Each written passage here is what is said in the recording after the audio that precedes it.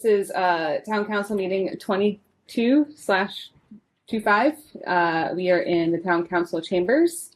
It's October 21st, 2025 at 6:30. So our first order of business is for everyone to rise for the Pledge of Allegiance.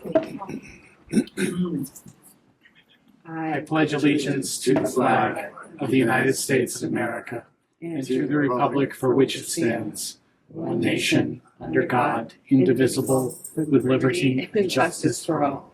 Josie stood too. I undo this. Yep. All right. We will do roll call, see who is here. Councillor Egan. Here. Councillor Pillsbury. Present. Councillor Pilch. Here. Councillor Brown. I'm here. Councillor Smith. Present. Councillor Benoit is here, and Councillor Lawrence is absent. Our next order of business is to waive reading and accept as printed the October 7th, 2025 meeting minutes. So moved. Second. Any discussion on the minutes? All right, all those in favor? Aye. All right, moving on to announcements. So, Harb Cottage Summer 2026 season lottery submissions are now being accepted at freeportmaine.com. All submissions are due by 5 p.m. on Friday, November 14th, 2025. Please complete your household's 2026 entry using the new online form. Paper forms are no longer being utilized. If you do not have access to a computer or need assistance to complete the form, please contact the town of Freeport. Zoom's recording. Great. Absentee voting for the November 4th election is available until Thursday, October 30th. That's next Thursday. There are several ways you can absentee vote. Please call the clerk's office for more information or assistance. The award for Freeport Citizen of the Year is given annually to a Freeport individual or community group that has contributed to the quality of town, the well-being of citizens, and the reputation of Freeport, that has caused a measurable improvement in the circumstances of a significant number of townspeople. People employed by the town are not eligible. The name of the honored recipient or group will permanently be displayed on a plaque located in Town Hall so that all may remember their service and contributions. Deadline for submission of candidates is December 31st, 2025. The Electric Tool Lending Library borrowing season last day is October 24th. So the last day you can borrow from the tool library is the 24th. Tools can be borrowed by Freeport residents free of charge as long as they are 18 or older and have an active library card for the Freeport Community Library. The program will start up again in the spring. We are continuing to accept applications for vacancies on the Sustainability Advisory Board, Shellfish Conservation Commission, and Cable Advisory Committee. We also have a special need for 2 students on the Police Advisory Committee. Please consider applying today. Any other announcements? Great. Well, we spent a lot of time talking about it before the meeting, but as everybody now knows, this is John's last council meeting after 9 years, 3 full terms of service. In your 3 terms, you have served 5 years in leadership, vice chair and chair. That sounds right. So more than half. You have spearheaded work in key areas around housing, equity, and community development.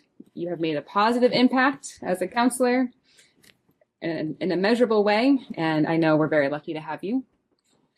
I'm very grateful for my time sharing the days with you, and you've left a lasting impression on many folks. So to try and capture the impact of your time here, Tom has been secretly making a video interviewing people about you. Take it away.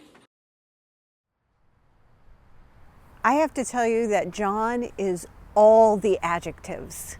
And I say that lovingly because John is smart, John is thoughtful, John is committed, John is fact-based, John is calm, yet he is passionate when he needs to be. And we are so grateful that he has directed all of those adjectives to making Freeport the most amazing place to live.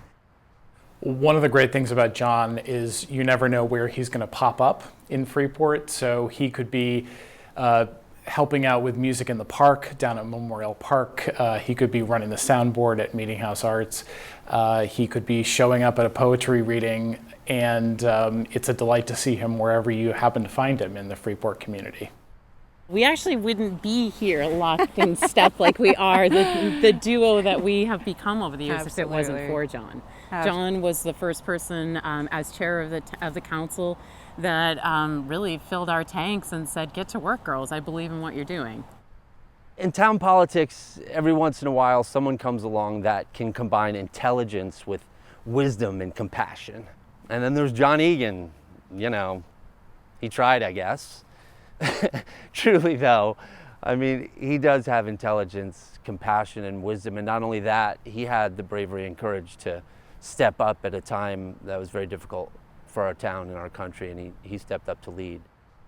He has been a huge champion for the arts and for culture and for the survival, thriving even of Meeting House Arts. We have gone from no air conditioning in the building to now a full summer schedule in 2 parks, Memorial Park and Winslow Park. John has been instrumental in making all of that happen, everything from the technical to the choices of the performers to making sure everything goes smoothly. He cares, and that really matters a lot to Meeting House Arts, to me personally. And I just think he's just a person who deserves our recognition, and I couldn't say anything more than that, except that I feel like we should all be thanking him for everything he's done for this town. He has the perfect mannerisms to be working with recalcitrant musicians and picky musicians. He's always an even keel, and people like him, people trust him, and he gets the job done. He is willing to learn from everybody, and he is always striving to find what's best for the community, whether it aligns perfectly with what he thinks is right or not. He really looks to get the right answers from everybody. Without him, we wouldn't have a downtown vision. Right. We wouldn't have passion about housing and passion about all the arts. John has he has so much panache in standing up and saying, you know, we got to do this town, and people listen to him because they trust him. It's wonderful. And what we've learned that distinguishes John from other leaders is that he comes from such a genuine, unselfish place. And I think that's what has made such a difference for us and inspired us to keep going, was how genuine and passionate he is truly about the future of Maine, but specifically and luckily for us, Freeport. Over the last 10 years of his service on the town council, we probably have had, as a community, more challenges in a decade than we probably would have faced in a century. And John's approach has just always been very steady and consistent, you know, pragmatic leadership, constructive advocacy, and just a lot of foresight. And I think the town has been a real beneficiary of that over the last 10 years as we've gone through some generational inflection points. In addition to all the work he does on the council, he's really having a big impact on the state. And he doesn't talk about it much, but a lot of the new housing and a lot of the things that we're trying to do to solve the housing crisis are things he's involved in, that he's working on day to day. And his family's involved in the schools, and he's just got a tremendous impact on Freeport and beyond. He's just rock solid. He knows his stuff, and in that sort of quiet way can be a leader and help lead us into a lot of unknown territories. Easy answers aren't around anymore. So it's helpful to have someone who has had experience and can share that with you. So it's been wonderful working with him. When this came up, the chance to do a video interview about all of the great things John's done, my mind was racing, and I started thinking, like, what would I say? And honestly, the first thing that came to my mind is like, oh, I'm glad John's leaving. I finally get my seat back at the end of the dais. But in all seriousness, John, I don't know if you know this, but you've meant a lot to me personally. When I was a new counselor, I had no idea what to expect. I had no idea what I was doing. And I just sat and I watched and I listened. And you were a great example of how to do the work, how to show up, how to have the tough conversations, how to be prepared. And for that, I couldn't thank you enough. It shaped how I've performed and what I've done on the council, and I truly am appreciative for that.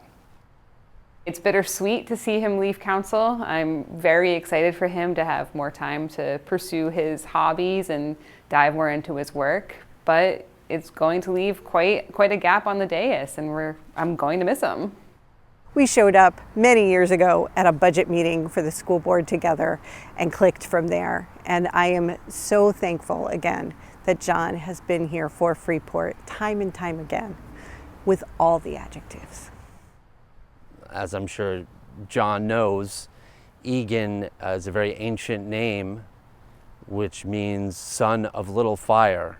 So thank you, John Egan. Burn on. It's truly inspiring to find a leader that comes at this in such an unselfish way. He's a great guy. Yeah. We love you, John.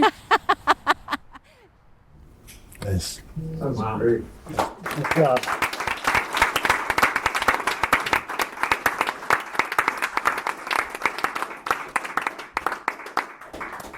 I wish I had something poignant to say, but You don't need to.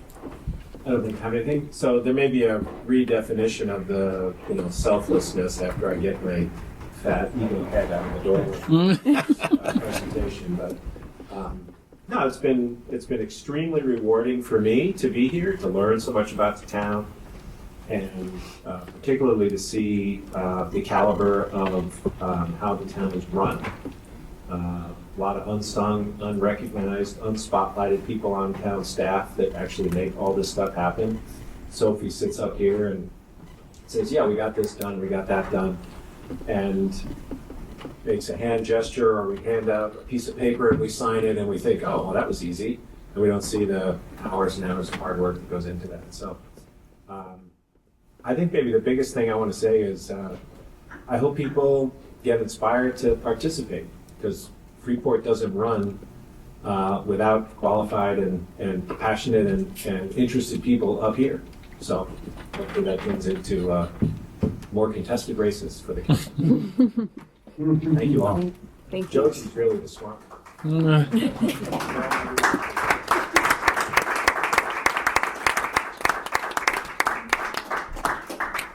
Yeah.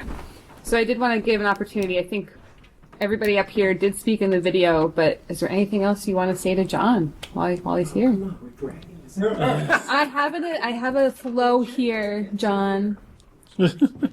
All right. Well, then I also want to open it up to folks who are here. There are a few folks who are here. I'm sorry. There was going to be snacks, but we cut that. So if anyone wants to say any quick words about John, please, now is the time. Go ahead, Bob.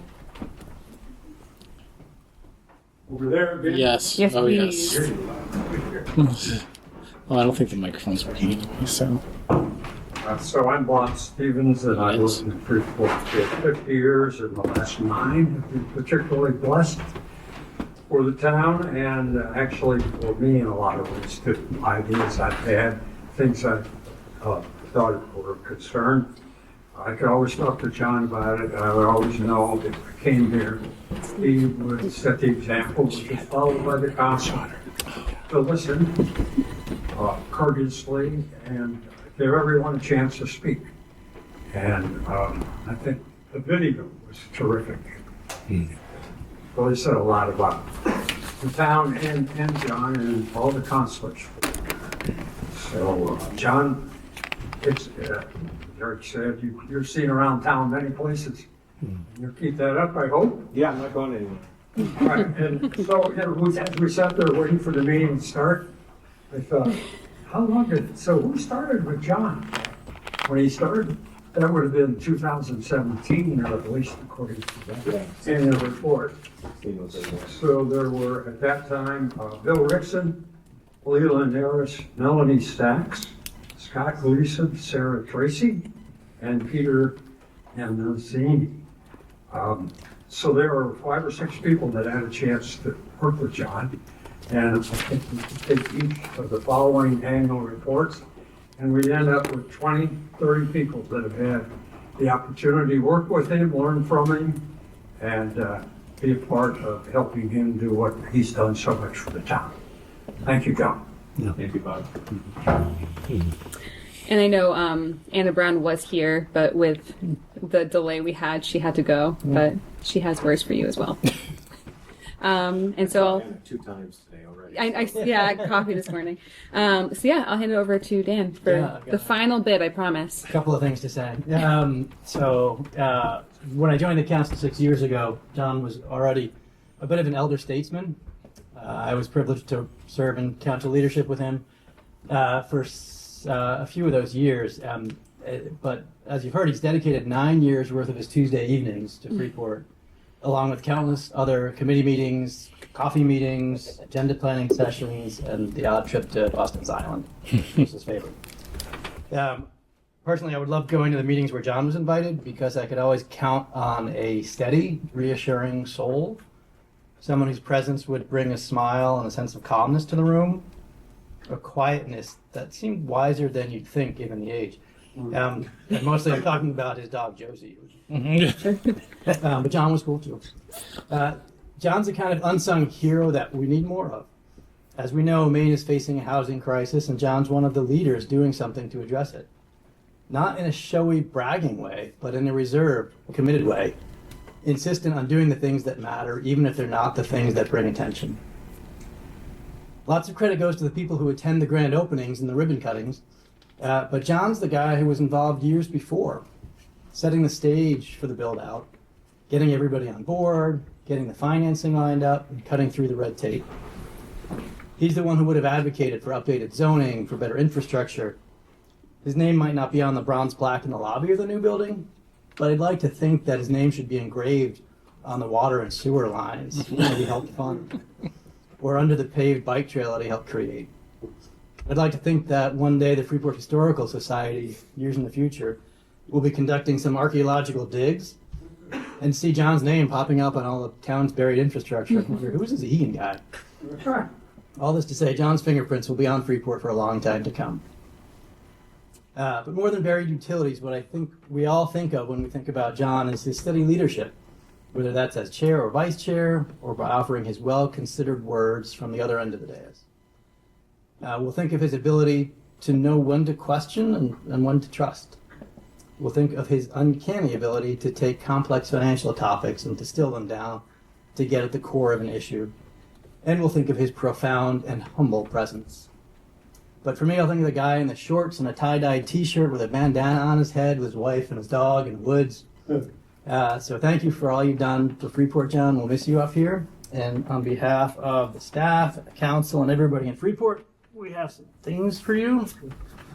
We got an envelope which does not contain a $1 million gift certificate. And sentiments. Wow. And some hiking poles that have a nice little engraved message for you from the town. Oh.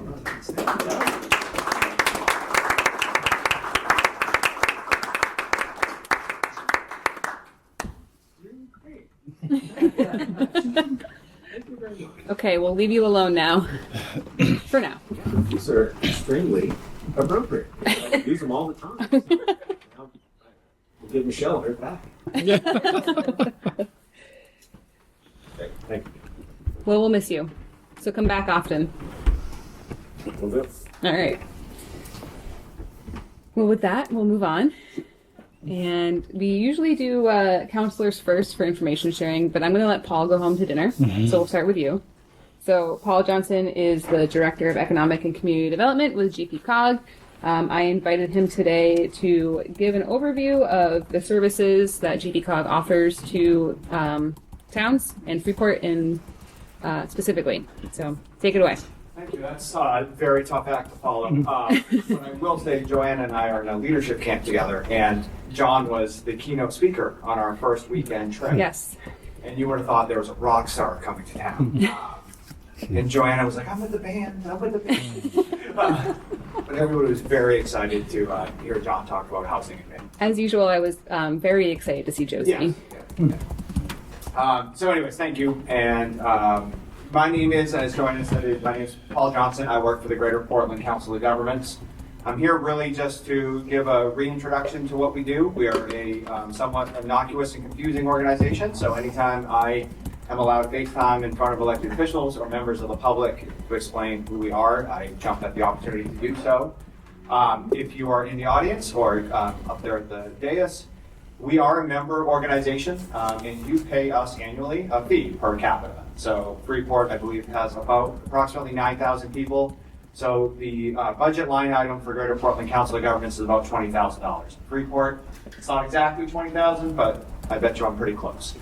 So to put this in perspective, as we go through this, this is what Freeport pays an annual membership for. We are actually three things, which I'll get into a little bit later, and that's one of the reasons why we can be a little confusing. We're what's called a metropolitan planning organization.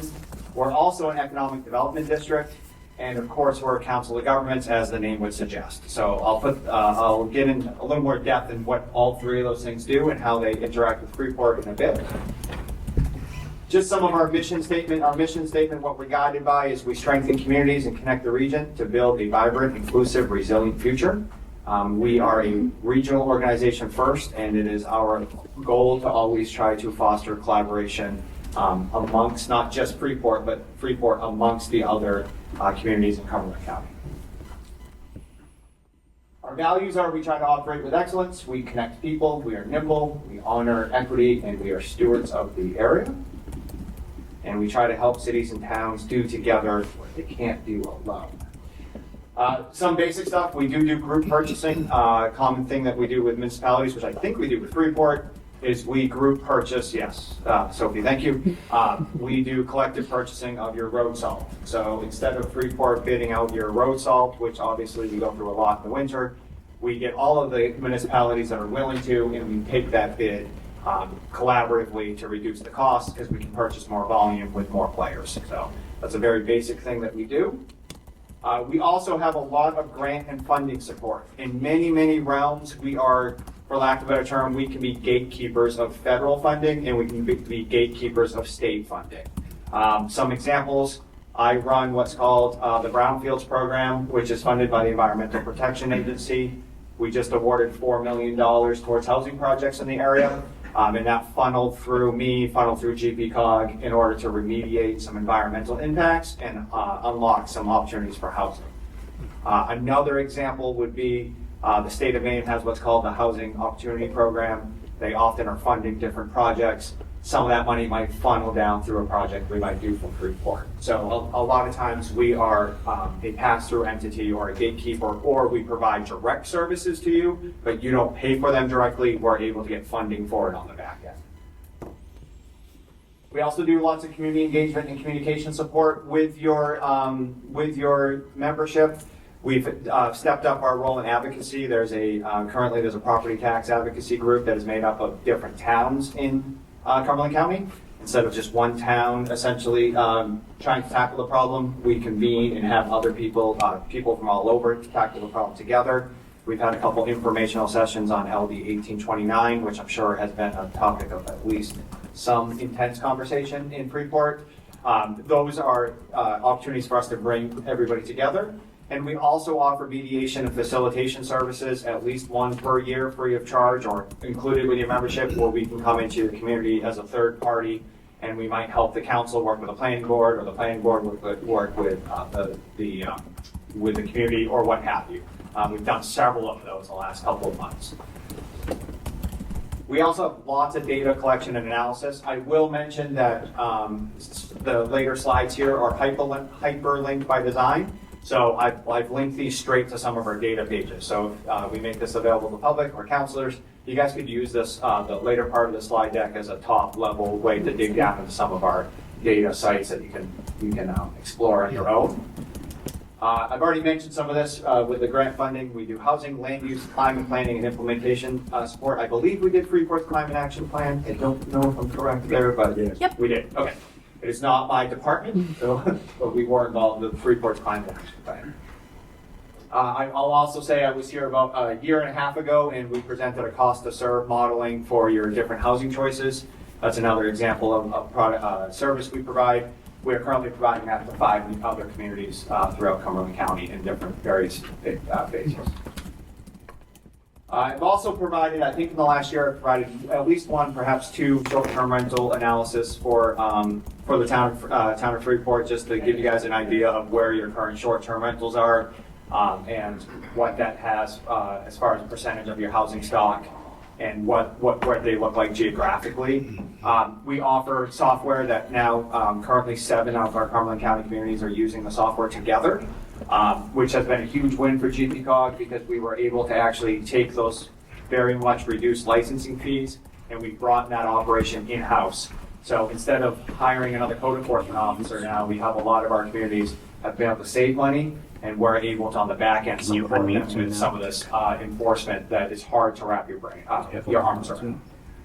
And of course, we do transportation project planning. We are, as I mentioned, a metropolitan planning organization. Federal dollars and state dollars flow through us to help planning the local transportation through another agency called PACS, which is Portland Area Comprehensive Transportation System. There you go. We don't direct where the dollars are. We convene everybody, we present priorities, and we present the long-term plan to hope and influence where the dollars go. So we're not the ones that decide, we're the ones that get everybody in the same room and say, hey, let's decide together. And of course, like I mentioned, I think with the recent climate budget challenges, upward pressure on property tax, we've dipped our toe into a little bit more advocacy than we typically have in the past. We have found that Maine Municipal Association does a great job, but there's been a lot of our members that say, can we have something that's a little more Cumberland County specific? So I'm not going to say that that is 100% flushed out right now. It's something that we've started. Some of you may have been to some of our meetings. And we save you just money, collective purchasing savings, and bidding costs. We saved you $18,362 just on road salt and purchasing and bidding. So we do pretty much, we can be budget neutral if we utilize some of the basic services. So we try to be your Swiss Army knife. Sometimes we're hard to understand, but the other good side of that is we can usually help you accomplish a lot or at least assist you. So, what have you done? What have we done for you lately? I did have Janet Jackson all over this, and that was vetoed by my communications director. But for the record, I tried. Number one, we have loaned $250,000 to local Freeport businesses. I'm involved with that personally. I worked with Brett Richardson over in the back corner. 2 off the top of my head. Freeport Market, correct? Freeport Market, yep. So Freeport Market, that was a pretty large undertaking. We have across the street. Yep, across the street. We have money in that. Yep. And then is it Maggie Mays or Grab and Go that took over Wolf Snack operation? Oh, I didn't think I know that. Yeah. So we funded that. I think Wolf Snack changed who operated Wolf Snack. So we helped fund that. Awesome. I know I have a couple other. I did not actually do some research. Those are just the 2 that I know we have done for Freeport. And then I just have a list here. I'm not going to go over it. You guys, you can read the list, and I think I've outlined a little bit of what we do for you. But yeah, that's us and what we've done for Freeport. This goes back to December of last year. So I went back through our internal spreadsheet and said, hey, what have we done so far or lately with Freeport? And I believe there's also another Freeport business that is in the works for funding. And this is separate, by the way, of last year. There was something called the Domestic Trade Grant Program and the New Business Recovery Grants. Some of those grants went to Freeport businesses as well. I just didn't advertise them on this. But there's been some pretty significant activity of capital for small businesses at Freeport. I will plug Money Mondays. I don't know if anybody in the council attends our Money Monday webinars. But Belinda, Ray, and I, every Monday at 9 a.m. sharp for 15 minutes and 15 minutes only. We do not go a minute over. We present 2 funding opportunities for, usually I lead off one that's kind of private sector oriented, and then Belinda will do one that's more municipal organization, nonprofit oriented. So open to the members of the public if anybody wants to be on the list. I invite you to attend our Money Mondays. Good way to kind of spam stuff you get in your email. We sort through that already, and we present the ones that we think are worth presenting to our members. All right, so real quick, we are an MPO, which means that you guys are a member of PACS. We do your long-range planning transportation of the whole area, from Saco, from Biddeford up to Freeport. We do transportation improvement program and we have a unified planning work program. I'm going to just glaze over that because I do not do much as the MPO. I'm in economic community development, and I've never attended a PAX meeting, and I will not attend a PAX meeting. That's all right, Joanne does. Don't worry, I'm there. Yes, exactly. So can you blame me? No. No, okay. We are also, we're a designated economic development district. So we are paid $75,000 by the Economic Development Administration every year to do economic development activity. And part of that is doing a regional prosperity plan. It is a plan. I'm not going to claim that it has a ton of use for you as residents, but what it does do, it's a plan that communities and organizations can cite this plan in order to access more funding. So it's really just a tool to say, okay, if we're going to do X, Y, and Z, GPCOG's plan says they want us to do X, Y, and Z, and it usually helps essentially create more, much higher success rate for some of these funding requests. We run loan programs, as I've mentioned, brownfields programs, as I mentioned, and we have some economic data support, which I hyperlinks to right here. We pay $20,000 for a subscription to what's called Placer AI. It's third-party cell phone data, but if you want to know if people are leaving LL Bean, where are they going next, we can produce all that data for you based off third-party cell phone data. So if you want to know, hey, is there been a change in pattern lately of, let's say, over the last 12 months, is something happening on Main Street? You know, we think this part of Main Street isn't busy. Is that true? We think this part of Main Street is booming. Is that true? We have access to that data. I can do that for you. That's another, I pay $20,000 so you don't have to. And then it usually takes me some, poking around to make sure I have what you want. But those types of requests can come to me through Brett, town manager, or what have you. Council of Governments, it operates as its own entity. Like I said, collective purchasing agreement. We do land use planning services, housing and transportation data support, sustainability and climate action plan, as I mentioned, access to funding. All four of those are hyperlinked, so if you want to click down and kind of just get a landing page to see what we do, how we're doing it.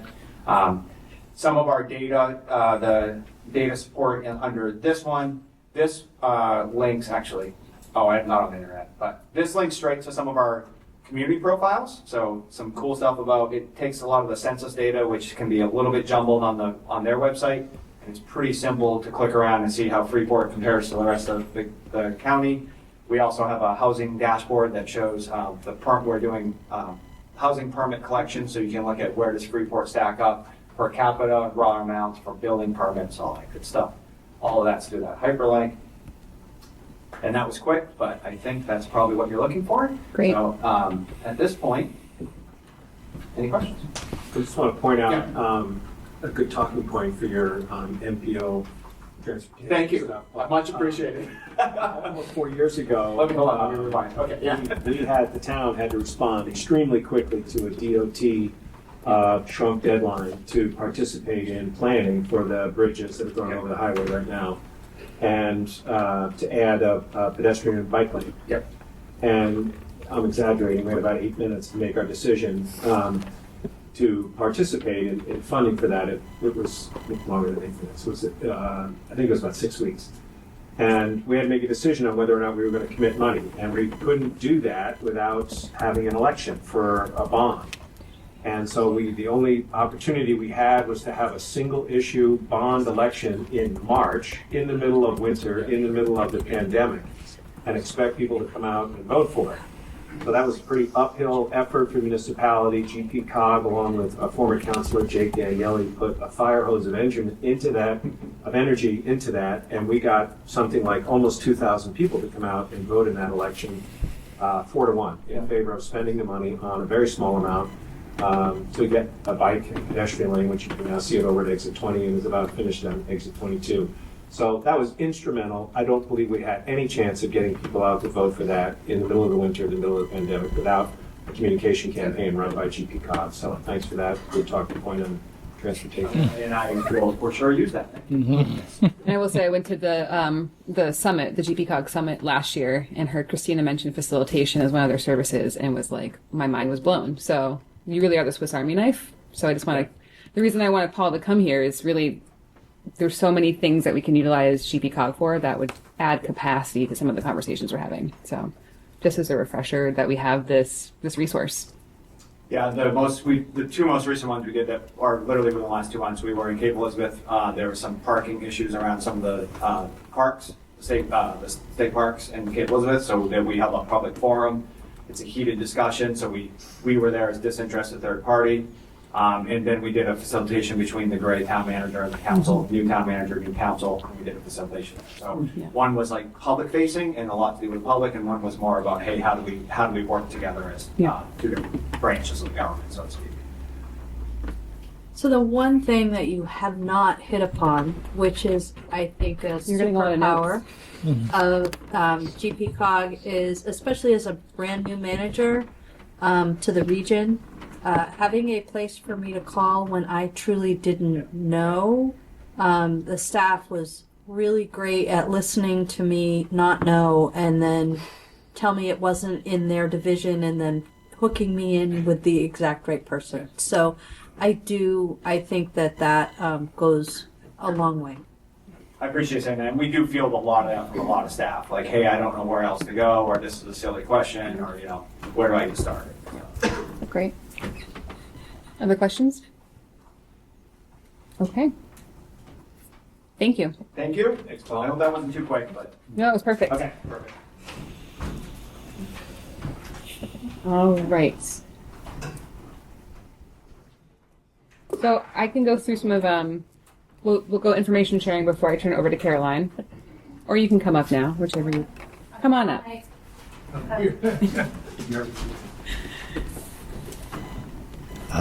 Yes. So I'm here just to give you a brief update from FSAB. They had wanted to take a chance to look at the council's decision to possibly remove the silver bullets. They did meet a couple of times in September to do this, and they have made a motion to the council, but we did work with council leadership, and they needed a little more time to get their materials together, but I thought I would give you a preview of what you will be hearing next month when they come back in November. So the recommendation coming out of Sustainability Advisory Board is going to be that the council consider keeping one silver bullet and getting rid of the second one. The recommendation is going to be that the council consider keeping the one on West Street, getting rid of the one on Hunter Road. They're asking that FSAB be able to take this opportunity to educate the public on the proper ways to recycle, how to best compact by hand, and how not to contaminate our silver bullet loads, which although we know it's not something being enforced at EcoMay now, we know it has been a problem in the past. FSAB also wants to work on a campaign of education for composting and really helping people understand the values and benefits of composting, including the financial savings to the town. They are proposing that they be given a year to do this education and outreach, and then see if there's that the council will assess the bullets. And they would like to note that they want to do this with an eye on generating more comprehensive ideas on how to handle municipal solid waste in Freeport. And more information will come, and hopefully in advance of the meeting in November. So we're not making any decision right now. This is more like an informational update, but are there any questions at this time? Okay. Great. Thank you. And so just to close that loop, we will hear back during our next meeting, the 18th. That's the plan. Yeah, November 18th, I suggested that they get stuff in advance of the meeting.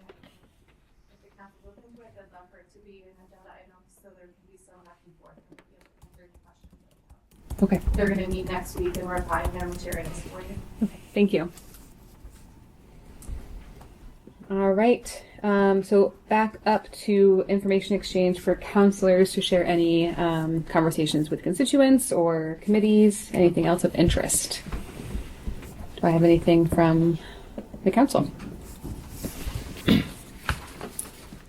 I did just want to flag that we received the report from the farmers market. They finished their season, and it looks like Margaret and Catherine, who have been the long-term managers, are stepping down. And it will now be Lois Porta of Lois's Natural Foods for the next next manager of the market. So I think that's great. I also wanted to make folks aware that staff has received some interest in a new iteration of mountain biking trails near Hedgehog Mountain. I want to be very careful that the plan, as I've seen it, shows they've considered the feedback from the first effort.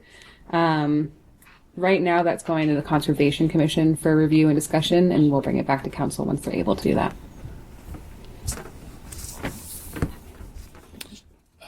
Municipal Facilities Committee met yesterday. Primarily, we reviewed the engineering plans for the reconstruction of the town dock, town wharf. And while those are complete, that's going out to bid, and we hope to be bringing a request back to the council before the end of the year, hopefully in early December, to award that bid and get that work done, we hope, over the winter, to be done before next season. One final thing. Oh.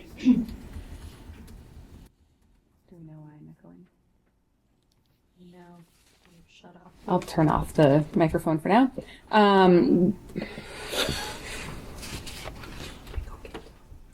Yes.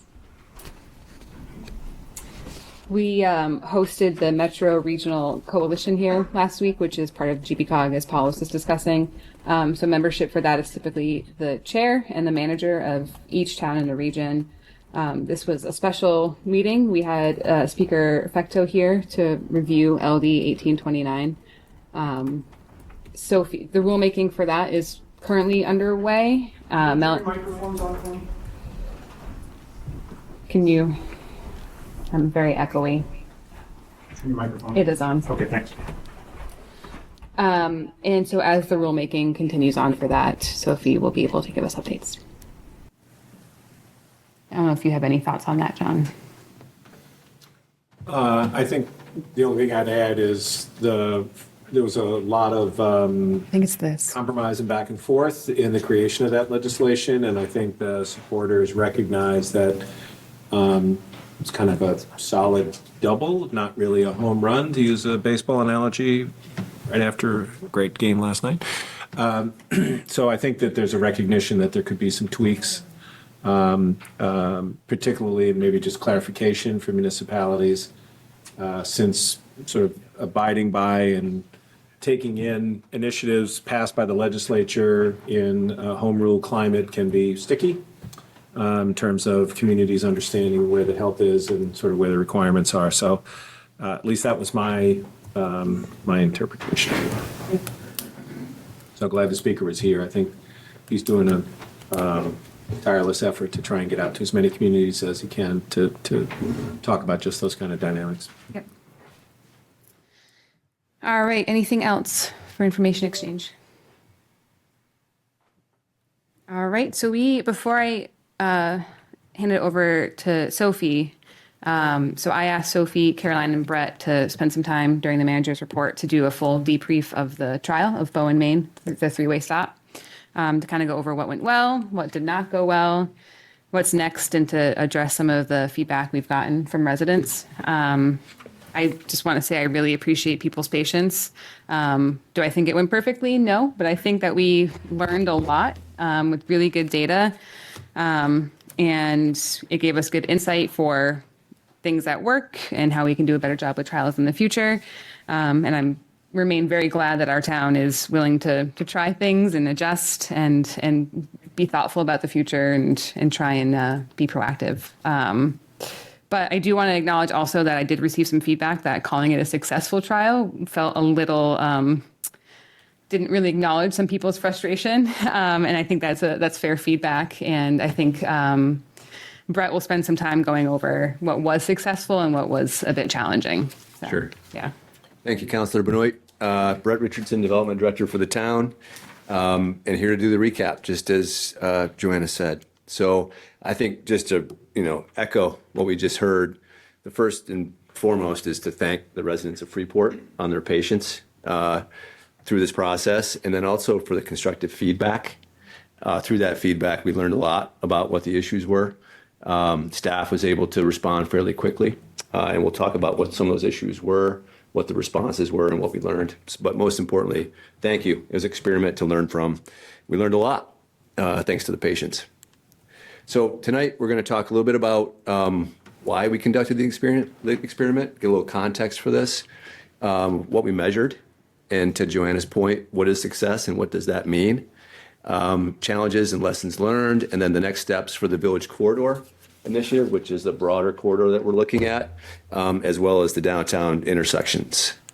So why are we experimenting in the downtown? I think it's important to kind of go back a little bit in time and remember the downtown vision plan, and a quote drawn directly from there, that in the last 10 years, changes in retail trends and the rise of online shopping resulted in vacancies in downtown Freeport retail storefronts increasing. So the community was starting to feel some pressure about what the downtown core, how it was performing, the vibrancy, and the result was the downtown vision. And we continue to hear the phrase in the economic development space and from other community organizations that Freeport's downtown economic ecosystem is fairly fragile. That graph on the left, it's subtle, but what it shows is the mix between commercial tax revenues relative to residential tax revenues. And over the last 10 years, commercial went from almost 30% of the town's tax revenues down to less than 20. And what that means is that a greater proportion of the burden is being bared by residences. So when we talk about experimenting downtown, it's about transportation, it's about placemaking, but it's also about economic vitality and having a sustainable community with a strong downtown core. And vacancies are down, but we're learning that commercial lease rates are also down, that shorter term leases are more common, that there's a trend towards percentage leases, meaning that businesses that are filling these vacant spaces are paying a percentage of their revenue as opposed to a fixed monthly rent, which is a benefit to them. And then there's a historical long-term leases at higher rents that were signed 10, 15 years ago that we're going to see continuing to expire. And the point here is that this Village Corridor Initiative, it builds on the downtown vision. It's about transportation, but it's really about the economic sustainability of Freeport. And so that's part of why we're experimenting, is to address that need. Brad, can I ask you a question on that? Sure. Do you know the change in residential versus commercial, is that driven by lack of commercial activity, or is it also partly explained by valuations? And if so, do we know how valuations have moved in parallel or separately between commercial and residential? It's a great point. I mean, this is illustrative, but there is a fair amount of nuance to what this means. I think what I'm hearing is the question is, are there more housing being built than commercial development? Therefore, there's a bigger share. We've seen the housing market go up significantly.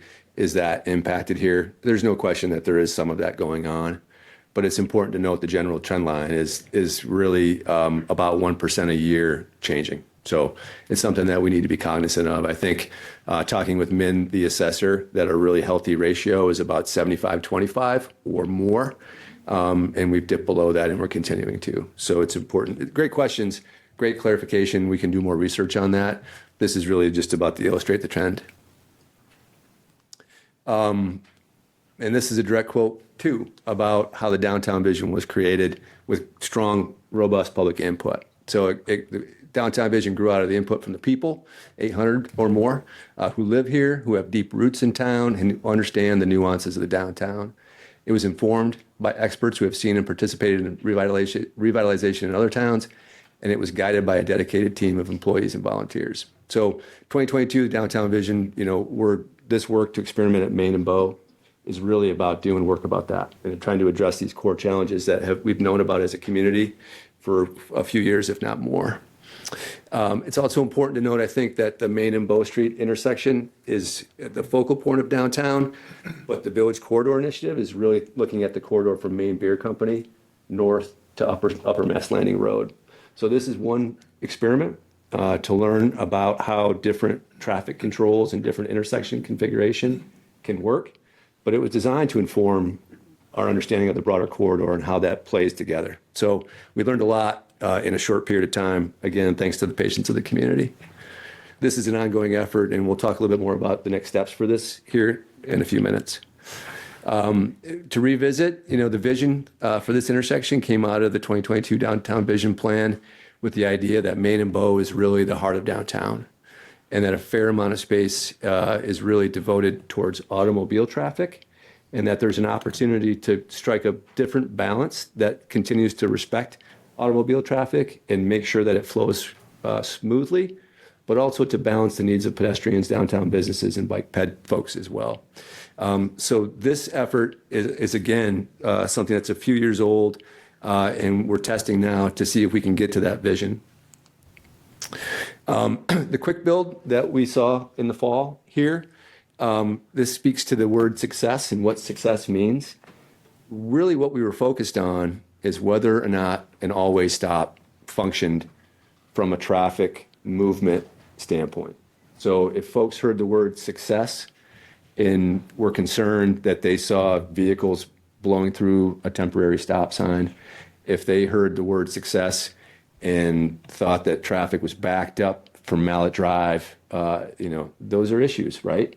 And when we said the word success, it wasn't to suggest that those weren't learnings. It was largely about the focus of the study, which was, did an all-way stop work for traffic flow? And based on the data that we counted, it did. It's not to discount the broader issues that we learned a lot about. It's really to focus on that one particular data point. And so if that message rang hollow a little bit because experiences were different at different points in time, that wasn't the point. The success was really focused on the point of the study, which was, does an all-way stop work? The issues, right? I think, we know about them.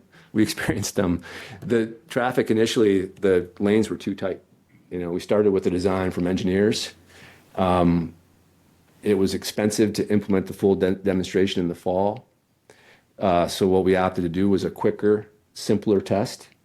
And as that design migrated from the original full engineer design to the quick build, there were some issues that we learned about through experience that we didn't anticipate. Those turning lanes were too tight. The school buses had a challenge. The public safety vehicles had a challenge. If you've driven through there, you notice the posts. Folks found them confusing. There were a lot of colors at the eye level, and so there was a fair amount of visual clutter. That visual clutter wouldn't be in place in different iterations, future iterations.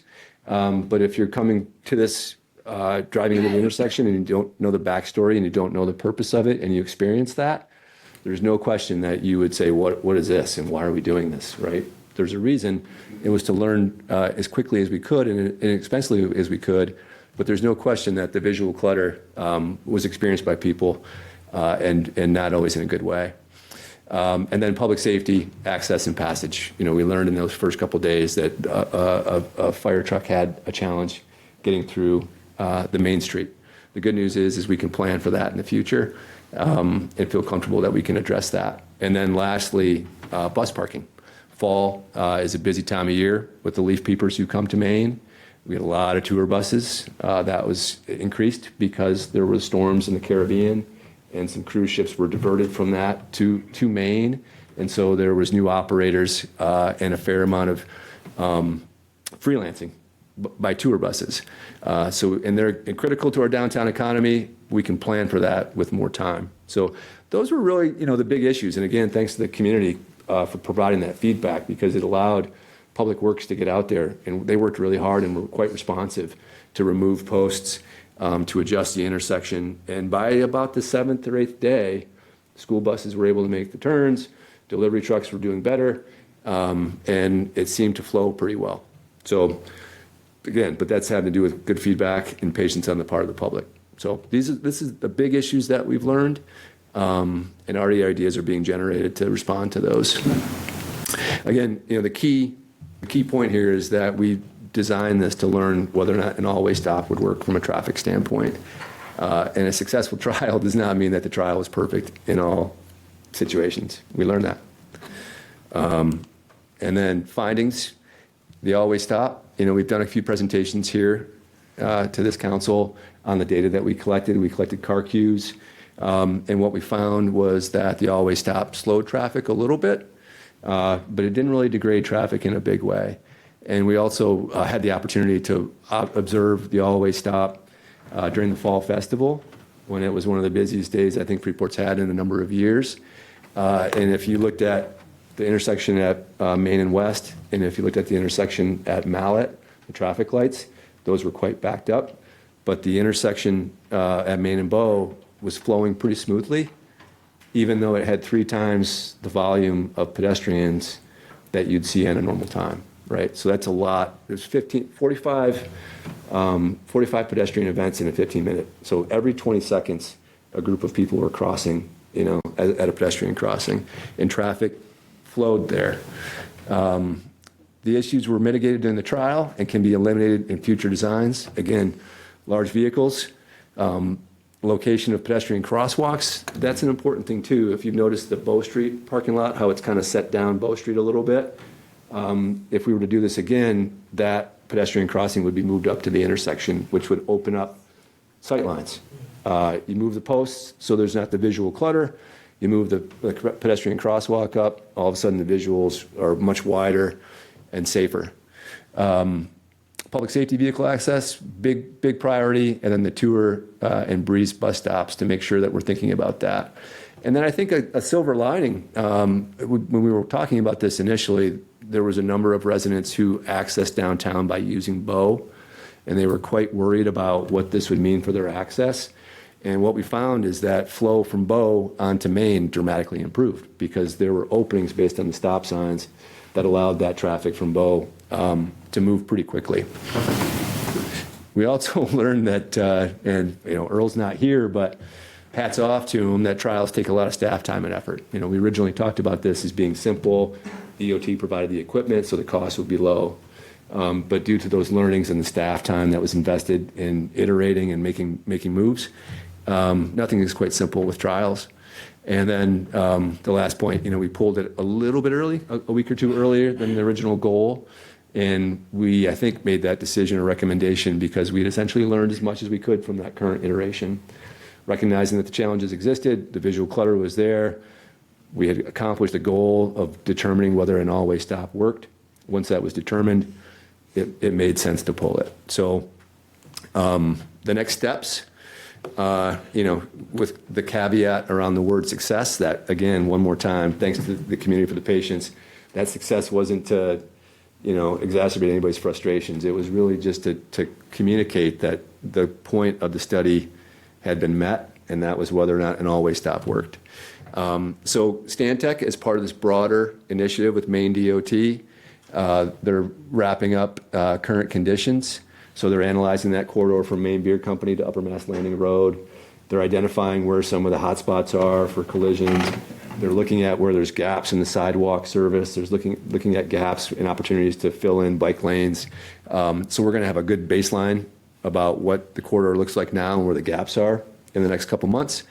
We're continuing to evaluate the downtown intersection trials for spring of 2026 based on what we learned this fall and based on the feedback from the community, including school in Maine is a priority there. That's one of the crash hotspots based on the historical data.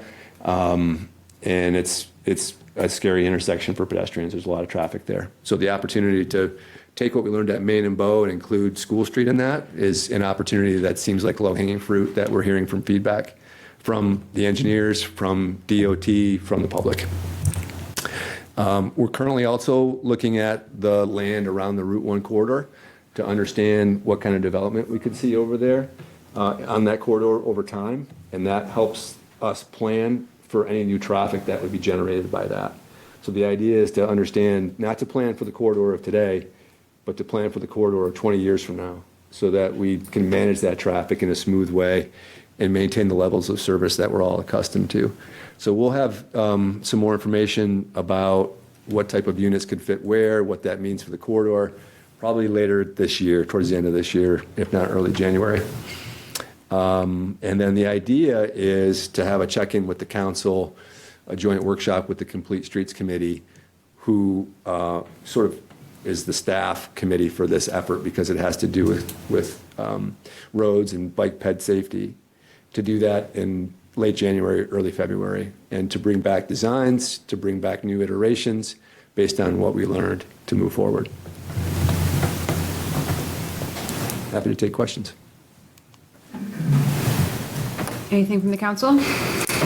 Any thoughts on how it went?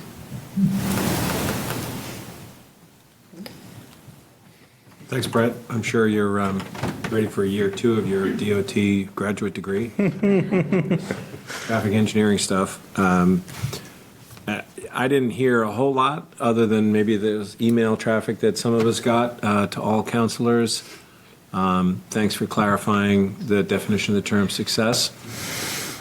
And I think, some of that, maybe a considerable portion of that feedback, at least from my perspective, sort of reflects also that we can do a better job about communicating why we're doing these things in advance, or at least, to the degree that we can make an effort to try and do that. And I think part of maybe the biggest thing that we missed was not illustrating that it is or was an experiment. I think people thought this, fell out of the sky from Mars and it was here to stay, and not sure what was going to happen. And so we can be a little bit more forward thinking about that going forward. But I'm glad to hear that, the traffic conclusion is the three-way stop doesn't significantly impede traffic. In fact, maybe perform better than traffic lights, which is actually, I think, kind of a rationalization that's coming around in a lot of different areas from traffic planning. A few things that I go to where those folks are talking. Yeah, and I think, just to reiterate a point that Brett has made several times, this wasn't just Freeport deciding to do this. This is with Maine Department of Transportation, with national partners. The metrics of success are well defined in best practice. And the downtown vision and their comprehensive plan, this is based on years of planning. It didn't just come out of nowhere. And having these partnerships line us up for funding opportunities that mean we can actually do them in a cost-effective way. So, yeah. And we should emphasize the point that Brett made in the beginning of the presentation, that it wasn't only about let's put stop signs on Main Street and say, great job, and pat ourselves on the back, but it's in support of the larger vision about reclaiming that whole area, right? So nobody loves the little tiny narrow sidewalk in front of Patagonia or the one in front of the Yellow Bean windows. If we can do more with those sidewalks and that vast expanse of asphalt outside the restaurant, there's a lot we can do with that area. The stop signs are just a piece of that, and we need to know if that's a tool that we could use. So I think when people see that larger vision start to be implemented, there'll be a lot more, I'm hoping, there'll be a lot more excitement. Yeah. And it was not a pretty intersection for those couple of weeks, and that's unavoidable for sure. Yeah. All right, anything else?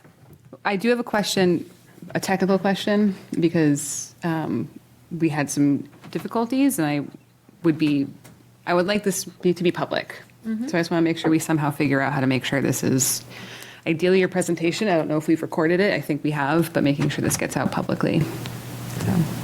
So from when Brett came up, we were just like any other council meeting. So we should be good, but if worse comes to worse, we would make Brett do it all over again for Tom, and we would post it online. I mean, he's very skilled, as we saw. Thank you. And I do, so before we open up to public comment, the public comment period, Sophie has one other item for the manager's report, and then we'll open up public comment. So I will have a written manager's report for folks coming out for the last 2 weeks.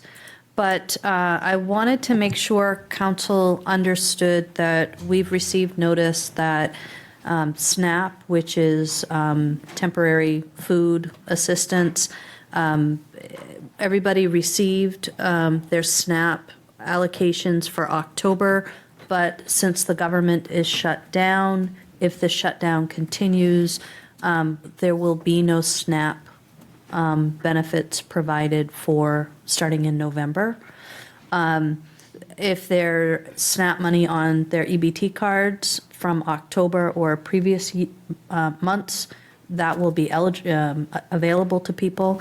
So we might begin to see a little bit more of a demand or draw on our general assistance program. But just wanted to make sure you were aware in case you got any calls.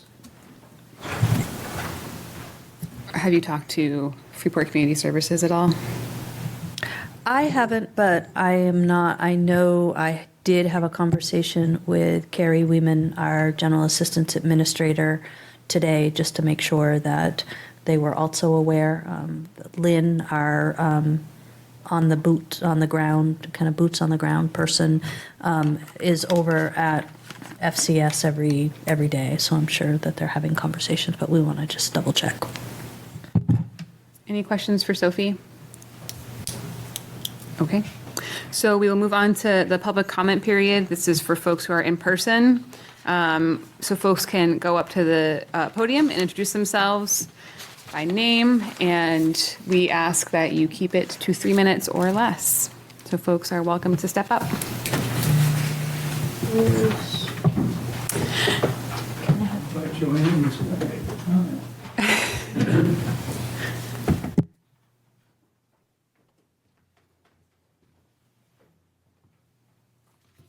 Hi, excuse me. My name is Chalmers Hardenberg. I live at 11 Somerset.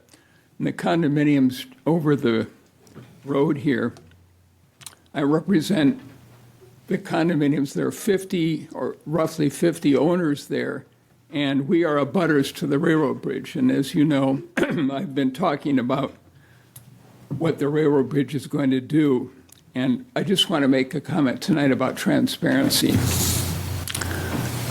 Before MAOT made the decision with the railroad CSX, there was no notice about this decision. And even after they made the decision, we abutters, at least, were not informed that, oh, we're going to raise it to 23 feet, another 3.5 feet. So I'm here to plead for more transparency tonight.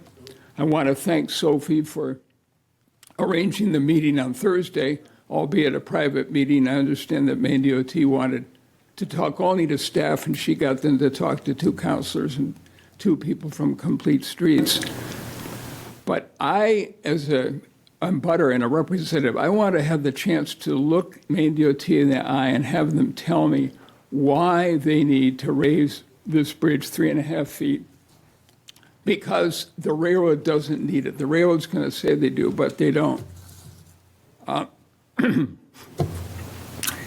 Maine DOT does do stakeholder meetings occasionally, and I think this is a perfect opportunity, not only for us abutters, but, for example, I've talked to Sam's Italian Foods. I've talked to the cigar store. We've heard from Beans. Everybody is concerned about what this is going to do, and I think they, too, would like to have a chance to comment about it.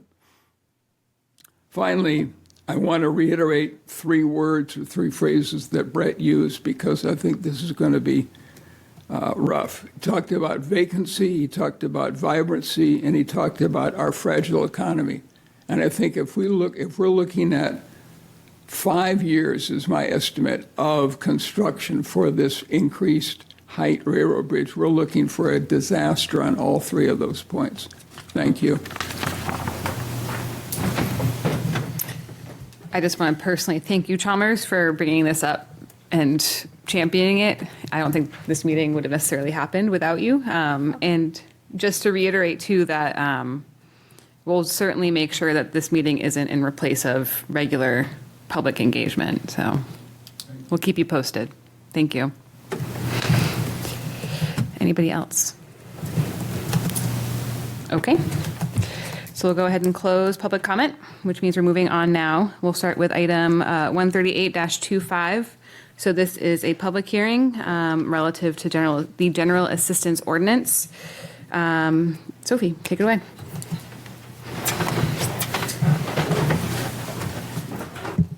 So I did a fairly lengthy review of the ordinance amendments at the last meeting. but I just want to highlight two things for you. One is that in very broad brushstrokes, the amendments would allow us to assist with security deposits in defined circumstances, which we currently cannot. It gives us more guidance around providing assistance when people are homeless or in recovering housing. It clarifies eligibility of non-U.S. citizens, and I just want to be very clear here, as with all Maine assistance that we provide, at least, people have to be in the United States legally. That has many different forms to be here legally, but they have to be here legally. It formalizes additional training for GA administrators.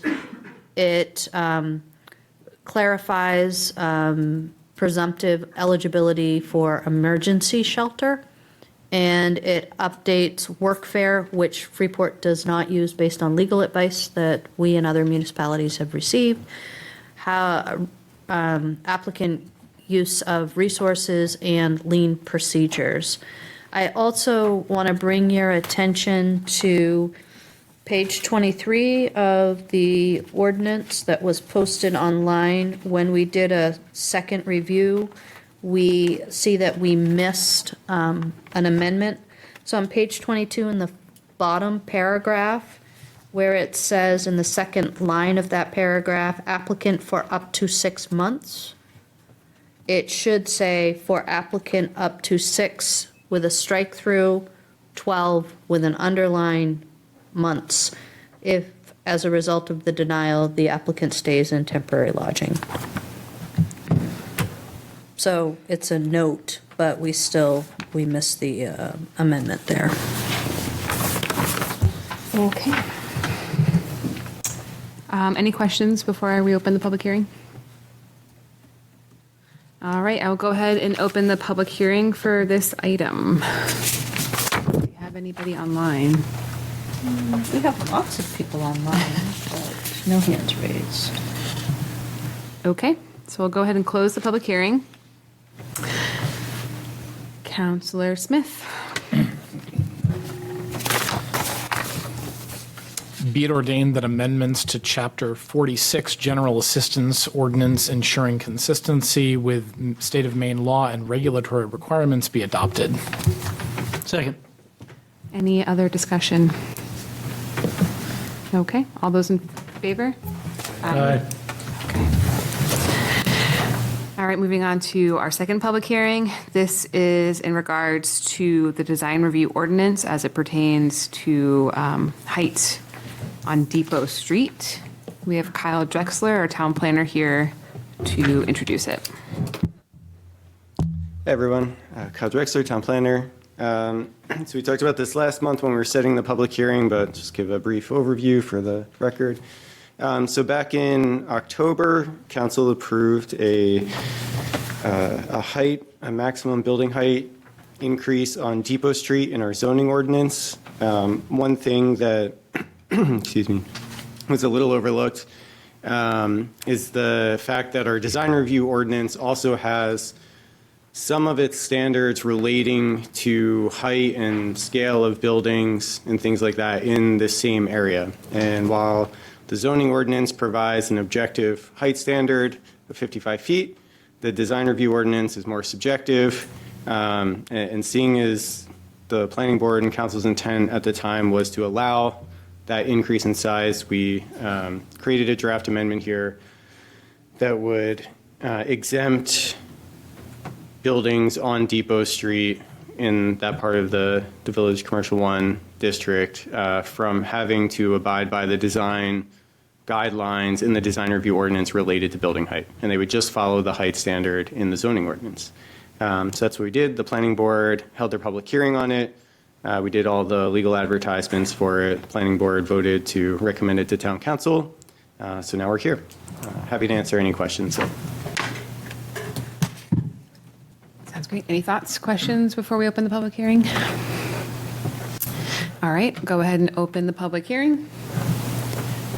Seeing no hands online or in the chambers, we'll close the public hearing. Go for it, Councilor Schmidt. I just have one remark, and first of all, thanks, Kyle, for your work on this, and I think all of the staff's quick response to this to really accomplish the goals of the council. I just wanted to comment that, I think the design review ordinance in general is a really important part of why Freeport does have a vibrant downtown in the sense that it does, and it's contributed a lot to our retail success over the last several decades in helping preserve the character of the town and the infill buildings, staying consistent with the historic buildings. The reason why I am particularly in support of this exception and exemption on Depot Street is that Depot Street historically, other than being the industrial zone along the railroad tracks, was also workforce housing. And it was in fact workforce housing that was literally built for people that worked in the shoe factories that surrounded the Mallet building right there on the corner of Depot Street. So while we are looking for infill buildings that may in fact be slightly out of scale with the historic Mallet houses that are part of the community center, in fact, the industrial buildings that were there originally before the parking lots were always outsized compared to the buildings. And I think that's just part of what that street has been for a very long time. So thanks again, Kyle. Yeah, it's great context. Thanks. Great. Councilor Brown. Be it ordained that a proposed text amendment to Chapter 22 Design Review Ordinance, Section 8 Design Guidelines regarding a building height exception for buildings subject to a design review certificate and located on lots with road frontage on Depot Street be adopted. Second. Any other comments? All right, all in favor? Aye. Feels appropriate that John is here for this. It's one of his last votes. All right, moving on. So our next item is to review and have the presentation for our audit for the 2025 audit report.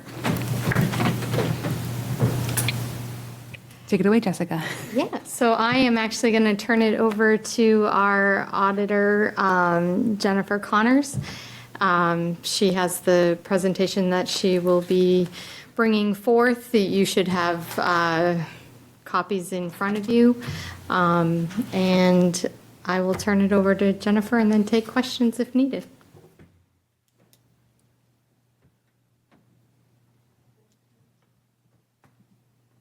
Okay, thanks for having me. I hope everyone can hear me okay. Yes, we can. Okay, great. I'm actually going to share my screen. Should be, sharing is not turned on, never mind. You should have a copy of the graphs that we sent ahead of time. So what I'm basically going to do is go through those graphs. And if anyone has any questions or comments, feel free to jump in at any point. If I can't see you on the screen, just kind of say something to get my attention. I'll interrupt you right off the bat. We're going to try and get it so we can see your presentation. So hang tight for 1 minute. Oh, okay. Okay.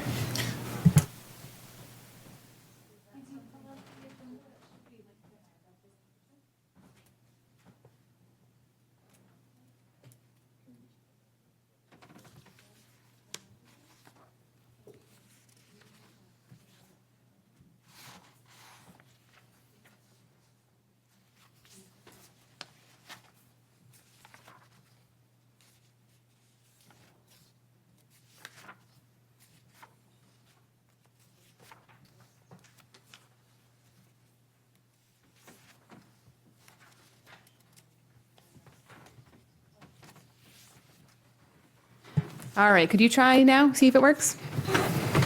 Sure. Looks like it is working. Great. Right. You should be looking at a copy of the presentation. Yes, we can see it. Thank you. Okay, great. So this is related to the fiscal year 2025 audit, which we are still in the process of wrapping up. It is in the very end stages, so that is why that it does say that it's a draft presentation, but we are very close to wrapping it up, so I feel comfortable presenting the results. All of the auditing procedures are actually done. So I'm going to go through this, just a brief overview of the audit itself and the results from the audit. I would like to thank Jessica and the staff because once again, they have made the audit about as easy as it can get. They do a great job gathering all the information and preparing it ahead of time. I will point out too that the town did have to implement a new auditing standard, GASB 101, which has to do with accrued compensated absences.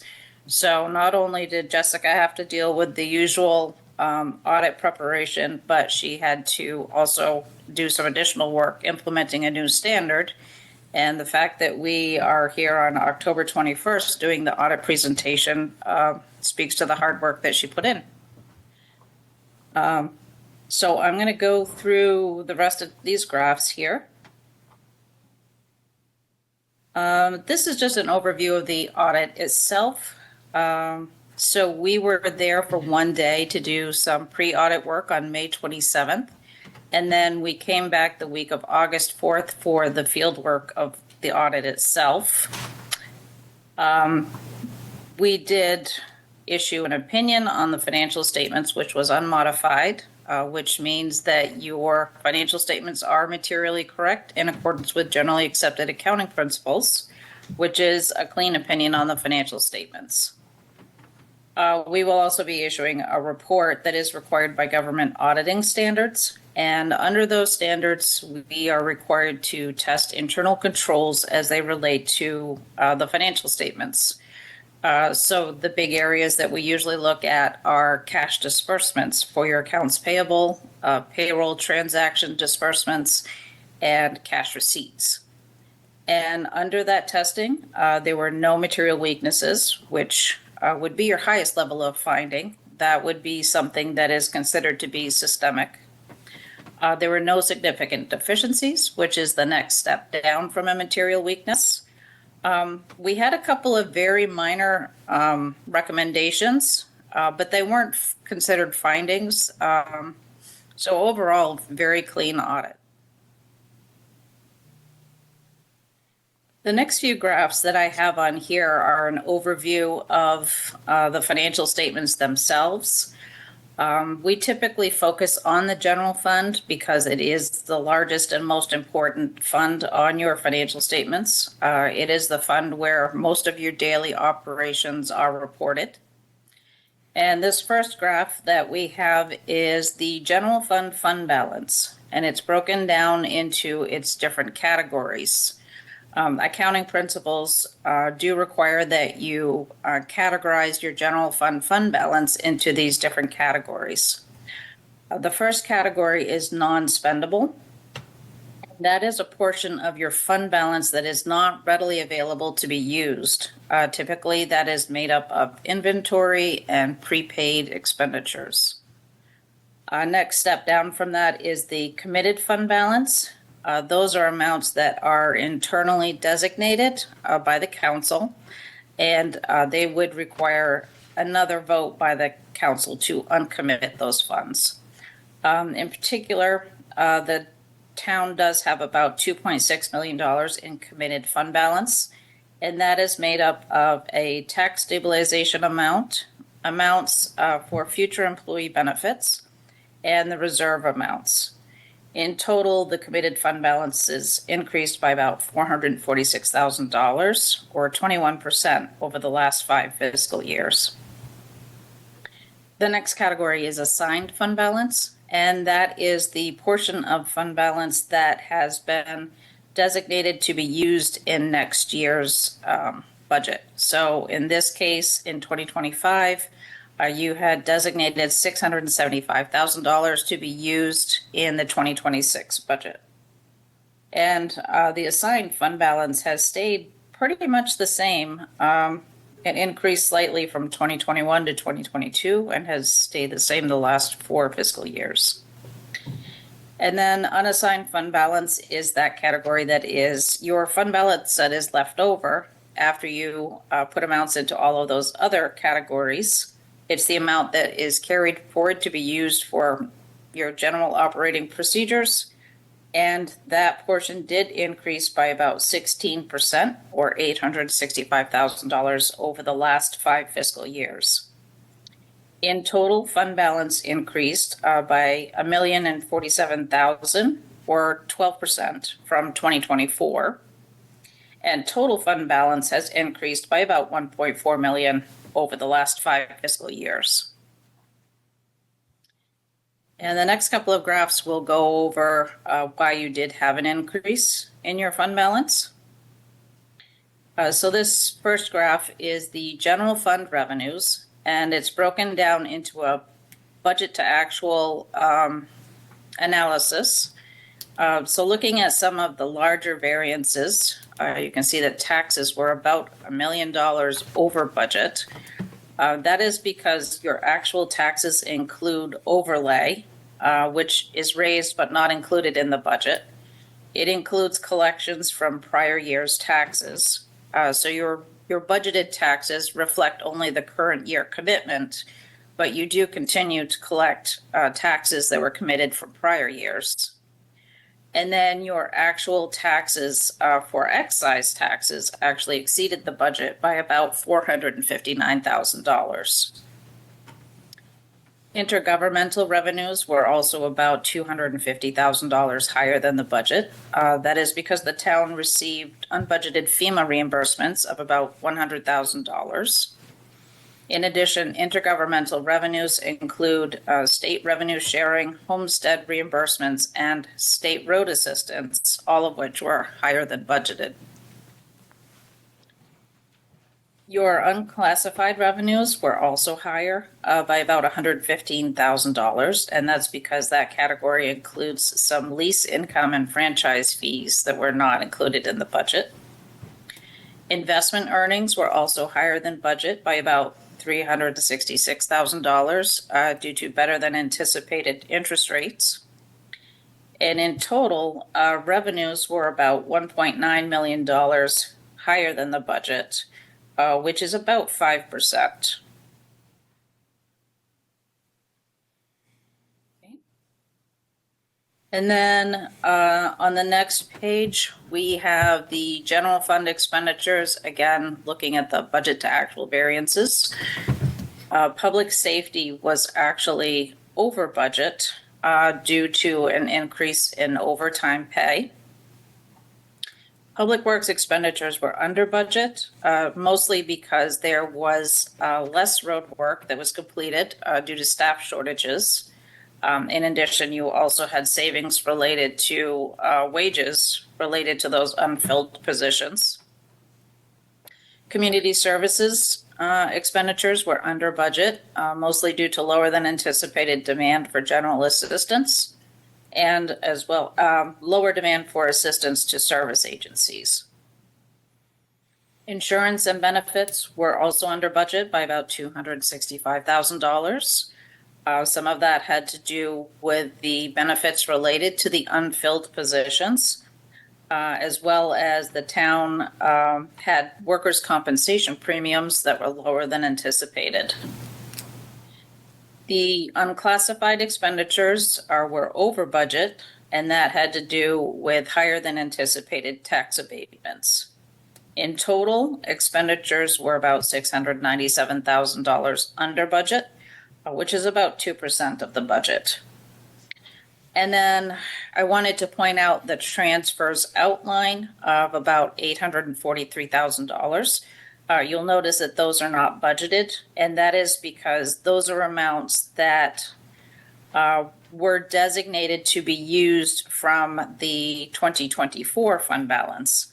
So when we met for the 2024 audit, we discussed fund balance and the fact that your unassigned fund balance was higher than the target fund balance. And so the council approved those transfers out to the reserves. Okay. The next graph is the unassigned fund balance as a percentage of budget. This kind of gives you a gauge of how healthy your unassigned fund balance is. As I mentioned, that's that portion of your fund balance that gets carried over for your day-to-day operations. Unassigned fund balance did increase from 15.6% in 2024 to 16.3% in 2025. As I mentioned, the town does have a fund balance policy, which the target is 1.5 months of the budget. That is the budgeted expenditures, or approximately 12.5%. And then you allow an additional 5% of the target for maximum fund balance. Anything that goes over that fund balance would then get used or moved to the reserves. Okay. The next graph is an overview of the expenditures as a pie chart. So each category is a percentage of your total expenditures. We have the 2025 categories as compared to the 2024 categories. And actually, you'll notice that a lot of these percentages are exactly the same from year to year. The only percentages that changed, general government actually increased by 1%, and education actually decreased by 1%. The other thing that I have pointed out in the past, and that I will point out again, you'll see that your debt service is at 0%. And that doesn't mean that's because you don't have any debt service, but your debt service is so low that it is actually less than 1% of your total expenditures. And that is actually unusual. Usually when I do these presentations for towns, they don't have a debt service percentage that is that low.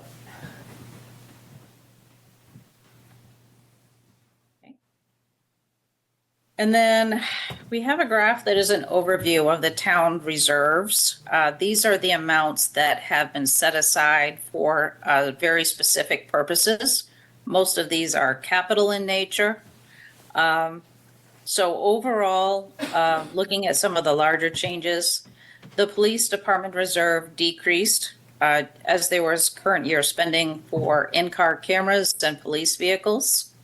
The fire department reserve actually increased by almost $1.7 million, most of which was due to the bond proceeds of $1.5 million for a new ladder truck.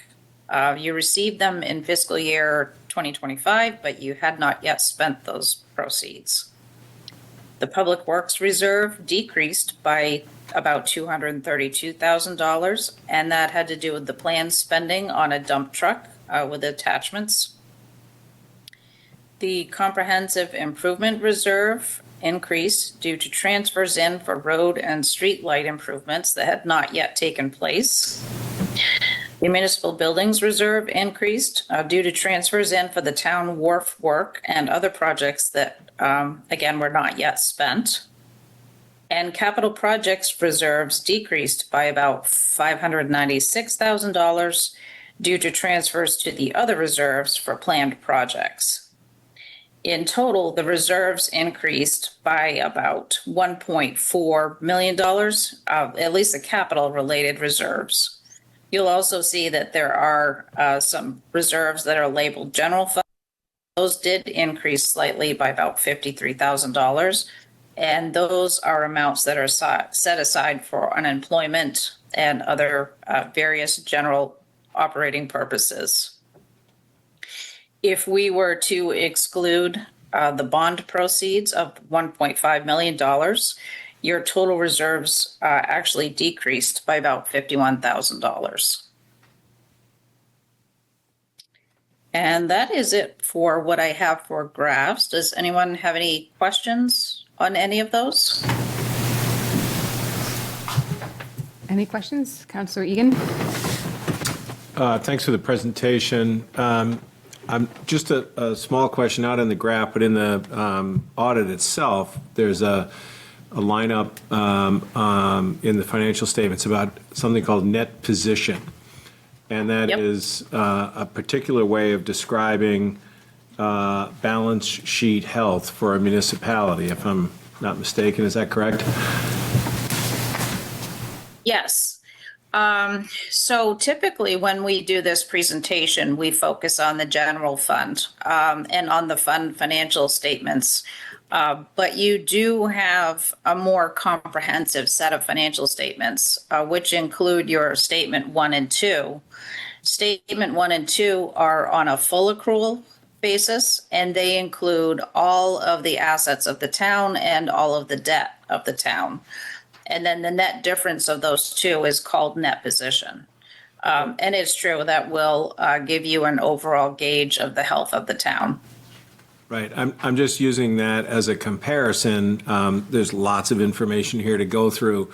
But if you were to compare, quote unquote, the fiscal health or financial integrity of the town government to, let's say, a small business or even, a personal investment, this would be essentially a positive equity position, meaning the net position of the town in terms of its obligations and responsibilities subtracted from its total value. That's essentially the sum of the net position. So it'd be a comparison to a net equity position on a company balance sheet. That's correct. So I'll just point out that that number is $47 million for the town of Freeport, which is not anywhere near an insignificant number. So that deserves a round of applause, I think, for our fiscal management. But I just want to point out that's one of the most compelling elements that I learned repeatedly over my term on the council, is just how strong of a financial position the town of Freeport is in. Thank you. Good work. Anything else? Councilor Pilch? 2 questions, one specific and one more general. In the presentation, I think it's slide 5 that talked about expenses. And the general government line, all the other lines had comments about why there was a variance. The general government was $95,000 under budget. Mm-hmm. Any reason for that that's significant, or just a collection of small things? Typically, when I do this analysis, I usually focus on the larger variances, and overall, that's not a really large variance. I don't know of anything in particular that put you under budget, other than just savings in the various categories or the departments that make up that category. So that category includes things like planning and codes and finance. So there are several departments that fall into that category. So, general administration, so we were over in the town council, we were over in municipal buildings. General administration, we were under by about $44,000, and I think some of that had to do with how we had the environmental services position budgeted, and that took us 2 tries to get to. And then just some other projects that, because we knew we had overages in some places, that we elected to kind of delay or try to do differently. And then, so that's where I think you kind of have that. Okay. And then other questions more general, and as I formed it, I realized I think I asked the same question last year, but I forgot the answer. We underspent by about $700,000 on the expenses, and we collected almost $2 million more in revenues. So where does that wind up? Where would we see that? Yeah, so at the end of the day, with that, I'll come back to you in the January-ish timeframe and have a discussion about, once we have the final audit report and everything is clear, we would have that discussion of what you would like to see with the excess fund balance. So throughout the slides, she talked about our fund balance policy and what's allowed to remain in there per our policy. And then in that January-ish timeframe, I'll come to you and say we're X amount over that policy or wherever we may fall, because there have been years we've been under our policy.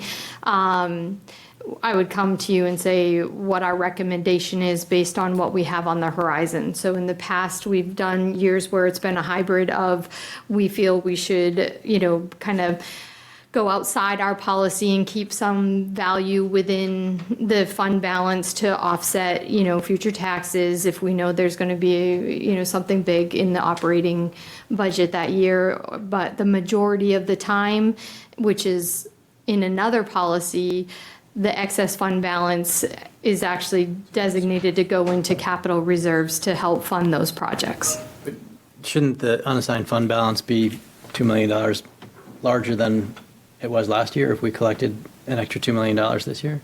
It's the net of all of that activity. So between the excess revenue and the underspend offset by transfers that happen automatically, you got to take all those factors in, and it's just under that value.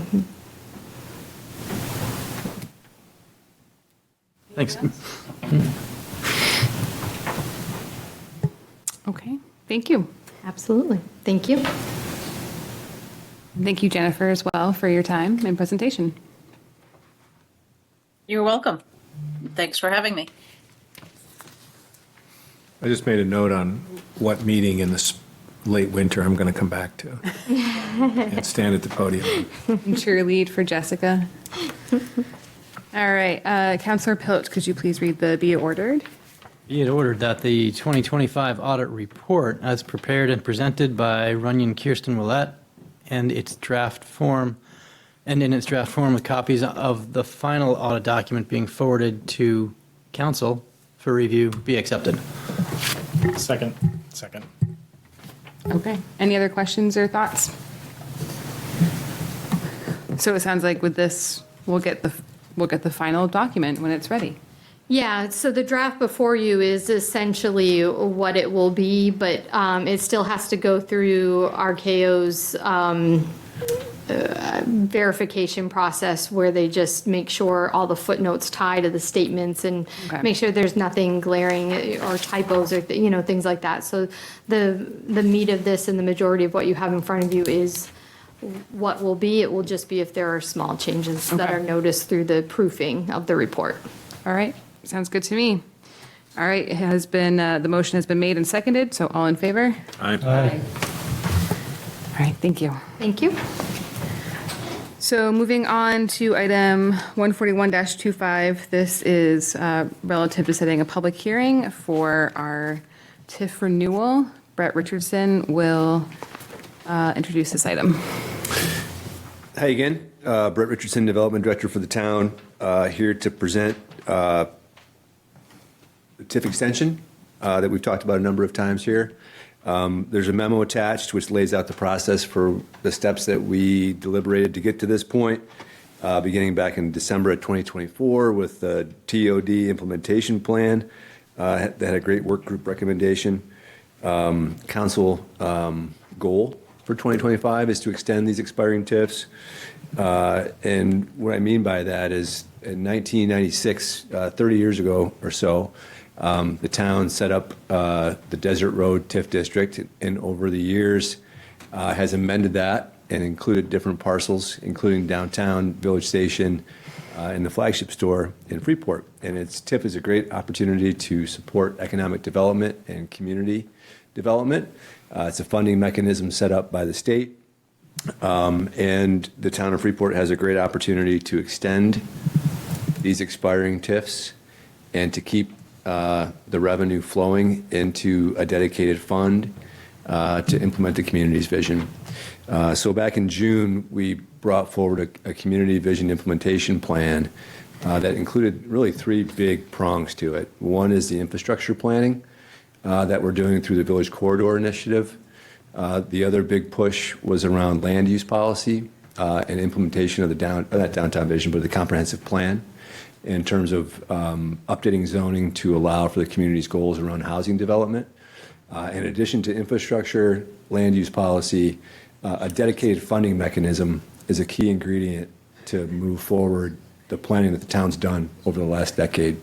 And this extension of the TIF district can be that funding mechanism. So as we talked about a number of times, and most recently a couple weeks ago on the 7th, extending these TIFs really maintains the status quo for the way these resources are used in the public budget process here in Freeport.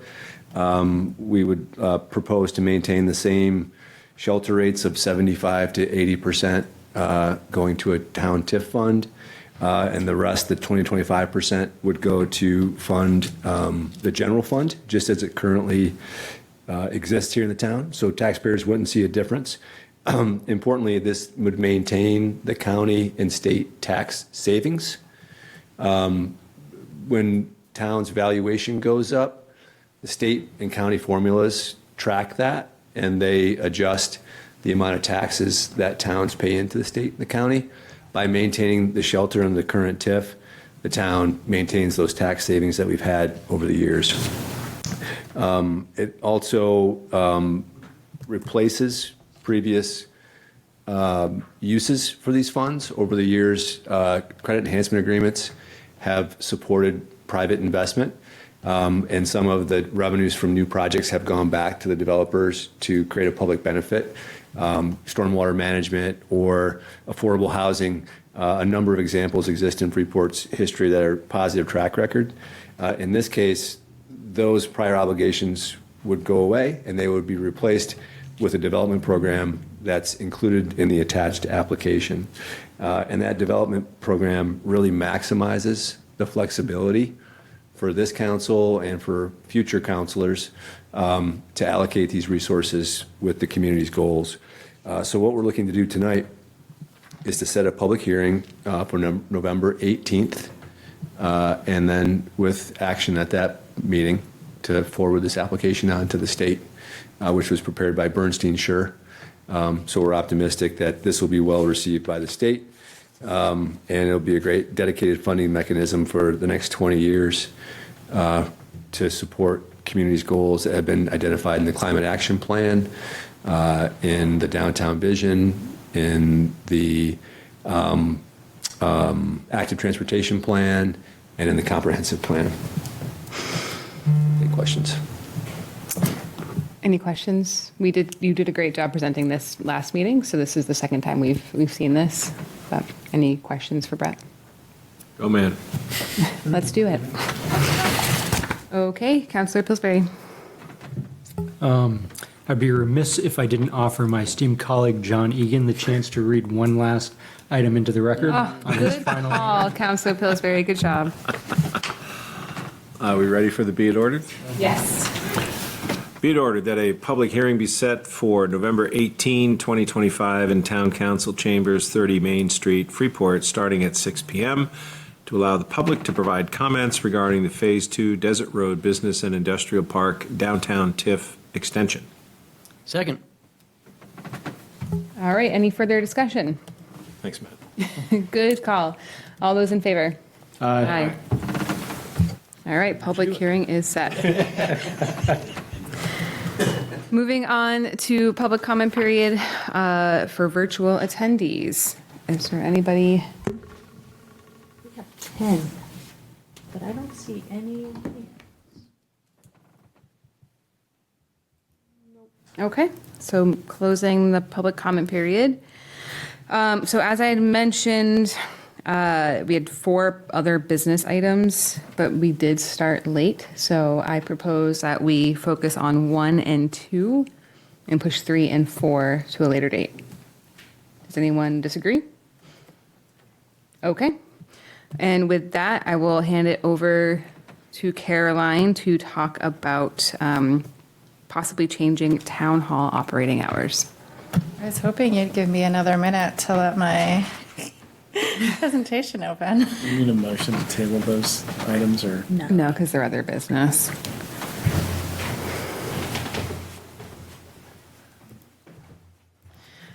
We're keeping Tom very busy today.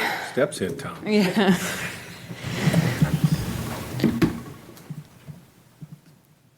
I'm getting a power warning.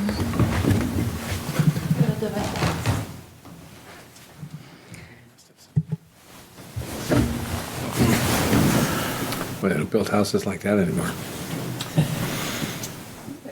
That looks much nicer than my. That's right. That's the credit enhancement agreement right there. As the 800-year-old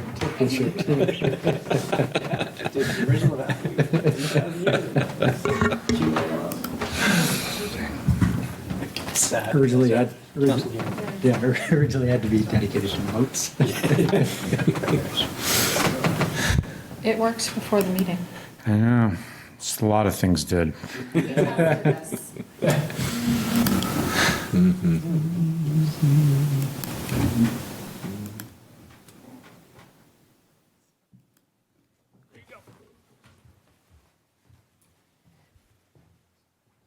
Wizard.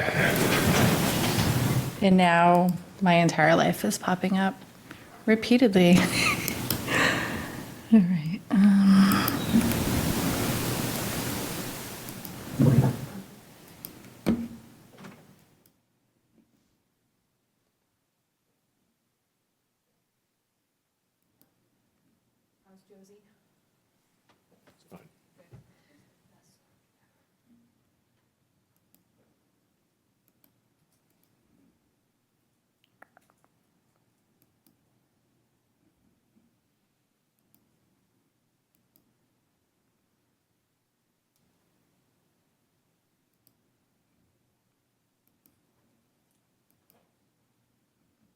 Okay, so I don't know what is going on with my Outlook, and my every appointment I've ever had in my life is now showing up.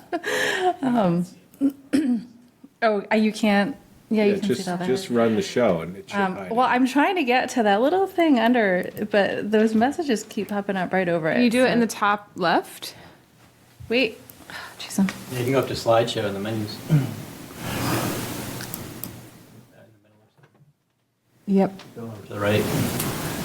There we go. It's just from the beginning? Yep. There we go. I learned a new feature other than the lower right. Thank you. So we came to you late spring, early summer about considering a possible change in town hall office hours. And so you said, we want more information. So we had a little delay, but then we have come back with some more information. So we have been busy collecting data. So just kind of as a reminder, what we came to you with was a potential change in office hours to change the town hall hours from the current 4 days a week from 7:30 a.m. to 6 p.m. to a potential change of Monday, Wednesday, Thursday from 7 to 30 to 5. And then because we felt a late night was still good and everyone wants to come to council meetings anyways, that Tuesday we could stay open till 6. We felt like this would have a potential benefit to both our customers and residents that come in and to our employees. So we wanted some more data. So we had done a public survey. This was a survey we designed for people coming into the building and utilizing our counter services. So they would do a transaction, would offer to do a survey. I think one thing we learned is a lot of people just want to do their business and go home and not fill out a really short survey. But we were able to collect a little over 80. So we ran that for about 2 months. And then we also surveyed our employees to see what they thought. We had people that initially came with thoughts, but what we did is sent an anonymous survey to our town hall employees. Sophie and I did not fill it out. We had 16 of our 18 staff people. 2 people chose not to do it, but we did offered it to all staff at town hall. And codes and planning, originally before we even brought this to you, we had done monitoring on our counters to see what our customer levels were like at the end of the day. And we saw some low numbers. So Brett instructed his team to keep monitoring. So they got some data from August through October. And between 5 and 6 p.m., over the 8 weeks, they had between 0 and a max of 2 people over a full week coming in that last hour of the day. They were the only, so codes, planning, assessing, they were the only department that tracked that way. We will acknowledge that During this time, also, the state has reissued license plates, so that has led to an increase of people with chickadee plates not reserving their number, having to come into town hall to do those transactions in person. Do you have any data from finance and clerk? So 5 to 6 or no? Want to go? So we thought we were really on it, and we didn't have them check boxes because we were using their transaction data. But then we learned that if the day was busy, they would often put their mail in. So that data is really skewed. And so that's why we thought we were being super smart. Yeah, we had some good data and we were all excited. And then we realized that at the end of the day, before codes leaves, they bring all their checks down because people still pay a check here for processing. So What's wrong with that? it's totally fine. We like cash checks, all form of payments. So we did the public survey. It was short. It had 5 questions, which I'll kind of walk through. We had 84 completed. There was a couple blanks. There was a couple unsures. But this is a response. This I'll link to. It's a little bit hard to read, but this just gives you an overview of the day. And the first question we asked people is, when did you come into town hall? So just to do your service. So we can see most of it is in the afternoon, and I'll use this to show you. You don't have to focus too much on the numbers, but I'll use it to show you some of the interesting data. The 6 o'clock was the only one that literally wrote down 6 o'clock. Everyone else was before that in the day. So we asked a few questions, which I think were really interesting and insightful as staff. So the first question we asked, again, these were people coming to the counter, not people coming in for appointments or to meet with staff that they had set up. So was the staff you came to see here? Because we talked about how that is an issue, being open more hours than we work, and knowing that our department heads have a lot of night meetings, so they often shorten the end of the week. So across the board, it was mostly yes. People were coming in to go to the counter. They saw who they wanted. A couple people weren't sure, and we had a few blanks, but nobody said no. So that was a win. We were happy. This one surprised me. I thought it was a genius idea. We have a couple people doing it, like Min and Alex in assessing, offering online appointments. So we asked the question, if we were to offer appointments, including during daytime hours or after work hours, would you do that? Only 20% of the people said yes. The overwhelming response was 40% of the people were maybes. For me, it was eye-opening. I thought that number might be higher. DMV and other places are going to that. But I think Freeport wants to come in when they want to come in. And then how do you feel about your wait time? So 76% of the people said they had no wait, and all other respondents said fine.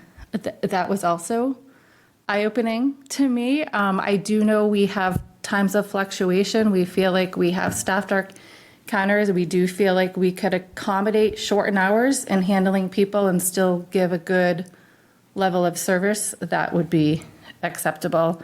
So I think the most interesting question that you're all going to want to know is, how important is it to our residents that we stay open from that 5 to 6 o'clock hour? So we had 34 people that said not important, 24 said somewhat, and 26 said very. What was most interesting to me, and why I showed you those numbers on the first slide that were kind of hard to read, sorry, was that 26 people said it was very important.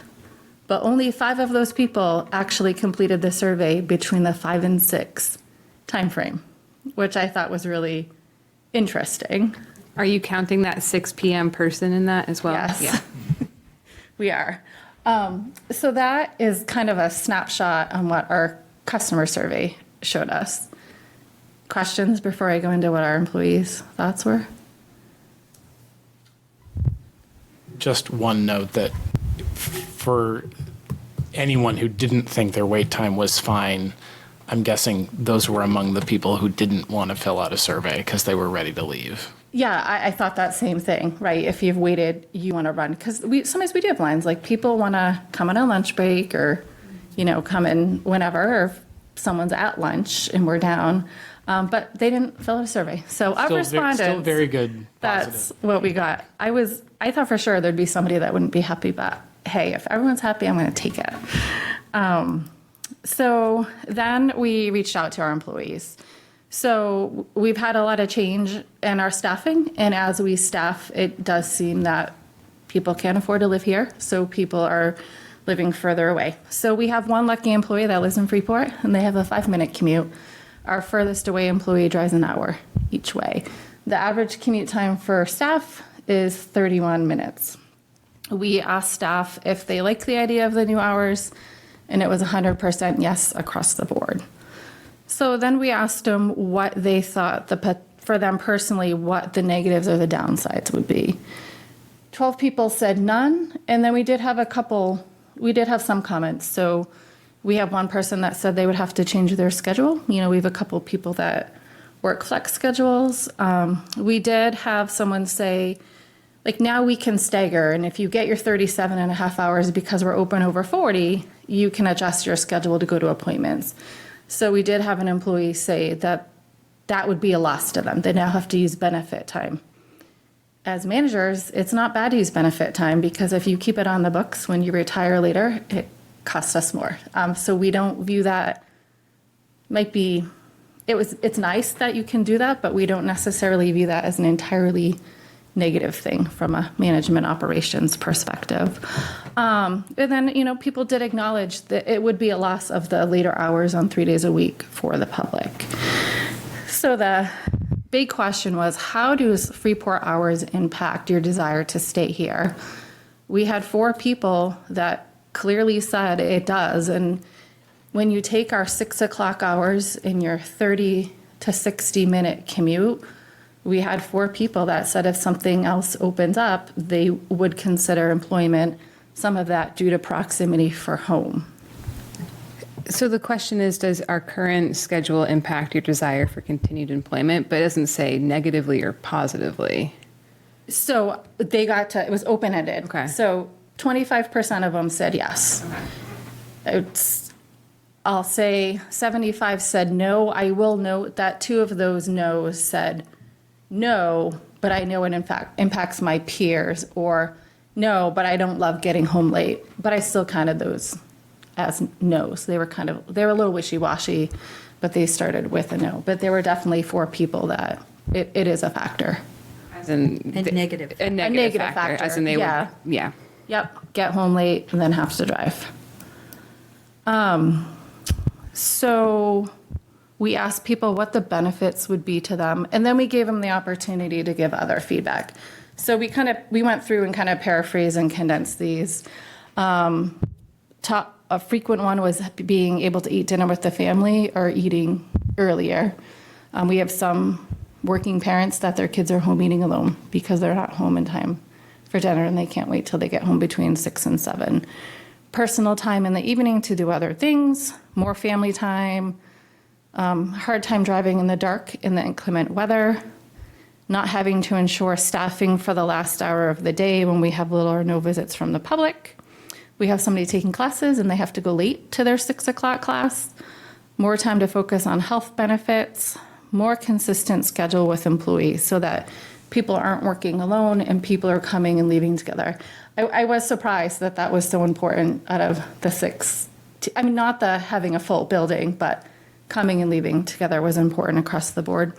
Work-life balance, I thought this was a good quote. Customer traffic past 5 drops to 0, while family obligations like kids pick up at that time. Feeling like this balances the needs of staff and the public well, and then it mirrors what we're seeing in other towns. And so that was a question that I think Joanna had at the last meeting. In addition to the data, what are our neighbors doing? So Cumberland is Monday, Wednesday, 8 to 5. Thursday, they're 8 to 6. Brunswick just went to a new schedule, the 7:30 to 4:30, 4 days a week. Yarmouth is 8 to 4, Friday, and 8 to 12. They had looked a while back at going 4 days. They decided that wasn't for their community. Falmouth has the one early morning with the 7 to 4:30, and then the 8 to 4:30. And then Topsom is a little more traditional 4 days a week, the 8:30 to 4:30, the 3:30 to 6, and then the shorter day on Friday. So we're here tonight. We think we gave you data of what you're looking for and some of the information from other towns. We'd love feedback from you as to if this is something you're interested in, if it's something you're not interested in. If you are interested in it, are you interested in it on a trial basis or a permanent basis? If we went to it on a permanent basis, it would require ordinance changes. Happy to answer any questions. Caroline, did you start off at the beginning of this saying that only one employee who works at Town Hall lives in Freeport? I think, nope, we have one employee that did not fill this out. No, we have three. We have three. Two of them filled this out. Yeah, that may be one of the most compelling parts of the data in terms of what we're using to attract and retain staff is we're asking them to work in a community that they can't afford to live in. So I think that weighs into the decisioning for you all to consider about making accommodations, balancing. There was some feedback there about balancing the needs of the public versus the employees. I think that has to play into it to have both sides of that balance be considered, particularly since so few people who work here can afford to live here.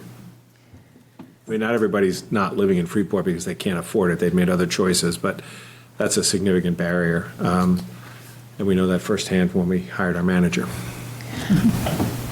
I'm very compelled by the like reasons it would be a benefit to employees. That list is very compelling, and I mean, we talk about how great our staff is all of the time, and if there's clear benefits for true happiness, and balance, then I find that a good enough reason to try it out. Didn't we talk about the fact that a trial would be difficult? So I'm mindful of that. I'm also mindful of, can you back to maybe one of the first slides where it was the public response? Yeah, that one. Oh. So, 50 respondents said that it would be important to them either somewhat or very. Now, I think you have to take that with a grain of salt because it doesn't stand up 100% with the data on the previous slide that shows the times, because if it was somewhat or very important, they would all be showing up. More of them would be showing up in the 5 to 6 p.m. block. I think some of that is probably aversion to change. It's hard. Change is hard. But it doesn't mean we shouldn't try new things. But I think those are the two pieces for me that I'm having a hard time balancing, right? I definitely want to be supportive of staff because they make this town go and they make the work progress. And they're incredibly valuable. It's the best resource that we have in this town. But I also want to be mindful of, the service that the residents are getting.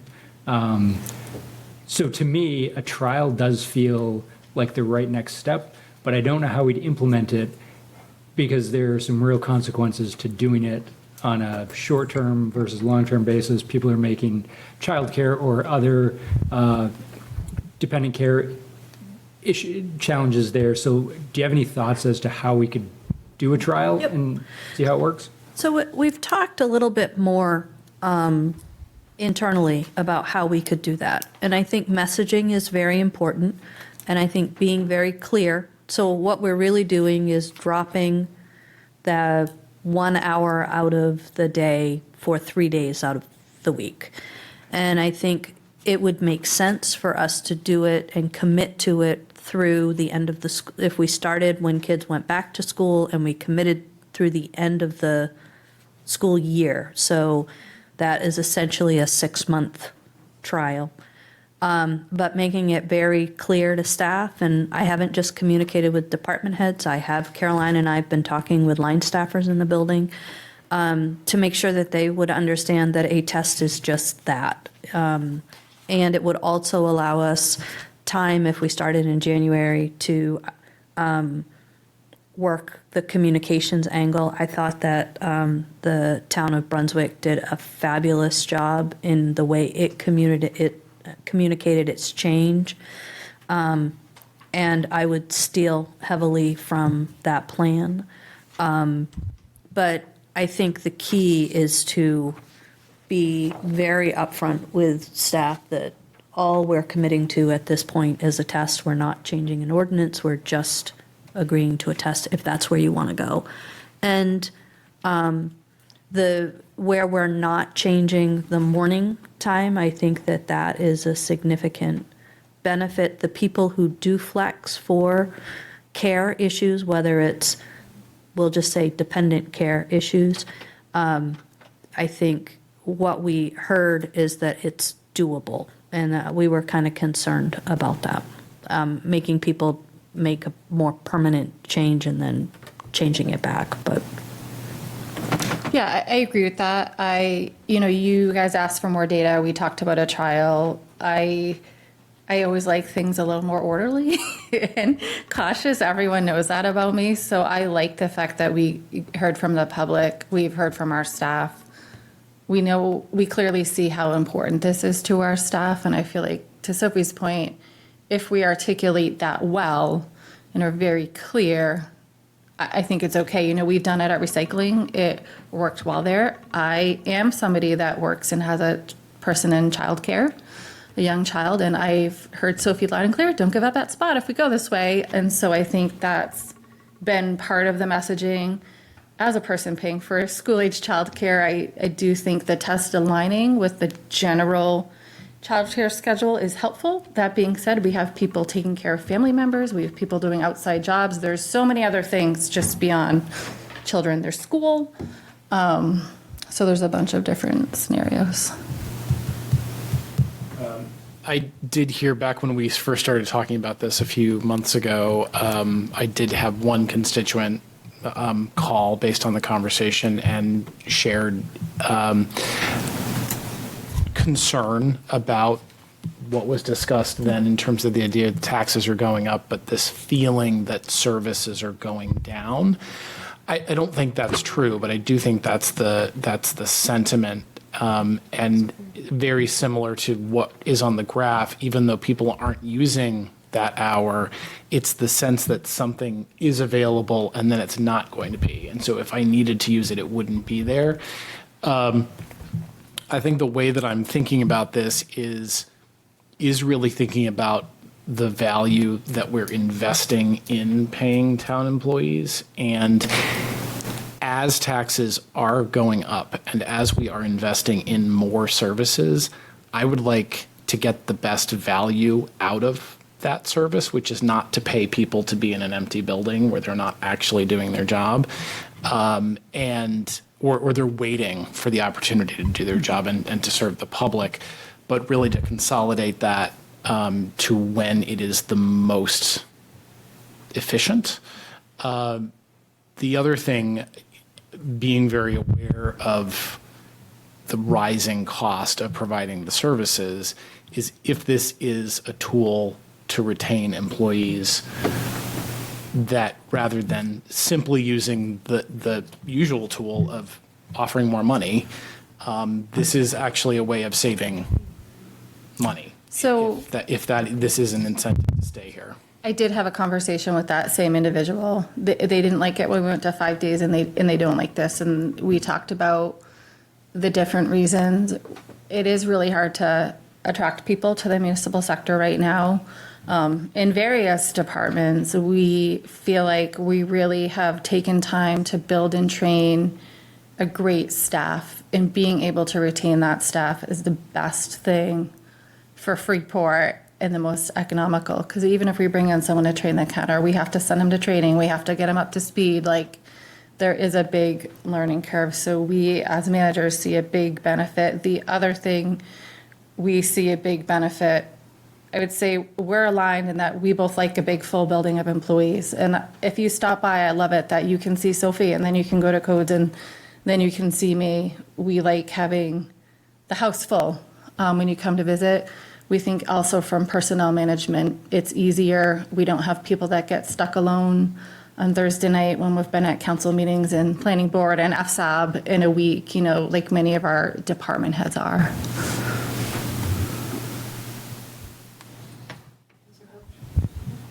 Could you go back to the what our neighbors are doing slide?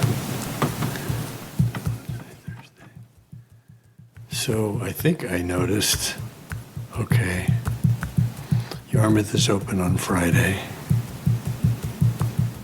Topsom is open on Friday. No one but Cumberland is open any later than 5, except on Thursday. So, in a sense, we're doing what our neighbors are doing, basically, or better, in terms of how late we're closing. Yeah, I think it varies. Freeport was a leader back in the day. I think around 2009, we last talked about this. It's when we went to 4 days, and that was a huge draw. Like we were the leader. We were the only ones doing that, but now everyone's doing it. We're not as special as we were from that attraction perspective, but yeah, definitely a couple of these towns have recently adjusted their hours. Just thinking about Councillor Smith's comments about loss of value and the forces are acting on all of the towns, increased taxes and increased expenses, and so. Anyway, that was helpful. Thank you. I'm nervous. I love the staff we have. Every interaction I've had with anybody has been fantastic, and retaining somebody is far more valuable than trying to train somebody new. I get the cost-benefit value there. The data, I think, is sort of what I would expect to see. If you ask customers, would you prefer more flexibility, they're going to say yes. You ask employees, would you prefer shorter hours, they would say yes. So it's not surprising to me. It's notable to me that 2 out of the 5 towns nearby are open Fridays and we're not. So I feel like we're leaders in that area, and we provided a pretty significant benefit. I'm sensitive to the perception that taxes are going up. The perception is that things are less flexible. So I think I'm concerned. I'm concerned about a trial feeling awkward if we decide not to continue it. So here's a benefit, and then at the end of the trial, if we choose to take it away, it's awkward. We're going to take away something that we gave you, as opposed to saying, well, I feel like we should kind of commit one way or the other. And I'm skeptical and nervous. Yeah, I mean, we do have a lot of people that work, and so that 5 to 6 gives them an opportunity. I mean, that being said, my own town switched, and now I leave work early, and I go get my business done for the last hour of the day before 5 o'clock. So I think we will see some change. The other thing we talked about before with you is that we also recognize, like, Chris, I'll use Chris as an example because she gave a great example today. Like sometimes, like during presidential election, absentee ballots, like we might want to stay open later. But to Chris's point, when we have a presidential election and absentee ballots, she has work to do anyways. Like it's not like adjusting hours would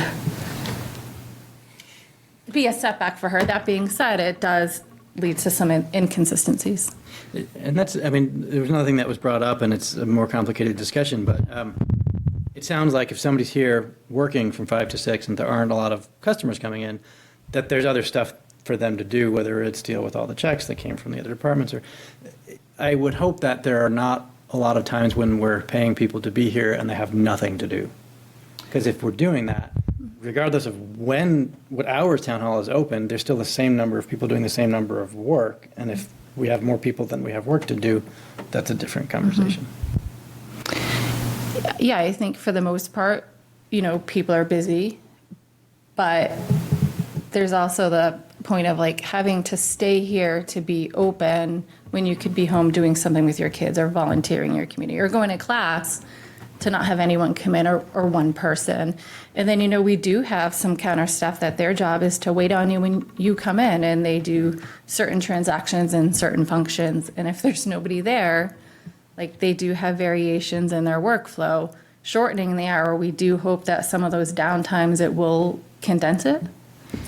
I also recognize that we have online services for a lot of things now too. So I think if you do want to do business 5 to 6, maybe there's a flyer or something that says, here's how you can do it That's online. what Sophie said Brunswick did. They had a big sign out front with a big QR code linking to online services. Pete, who's listening online, has been trying to do a big push of everything that we do offer. Like, we acknowledge a lot of the chickadee plates, people are having to come in right now. We're about halfway through that process. But yeah, there are a lot of things you can do online, from dog, absentee ballot, record requests, pay your taxes, pay fees. We have all the new online planning code portal that they're accepting permits online.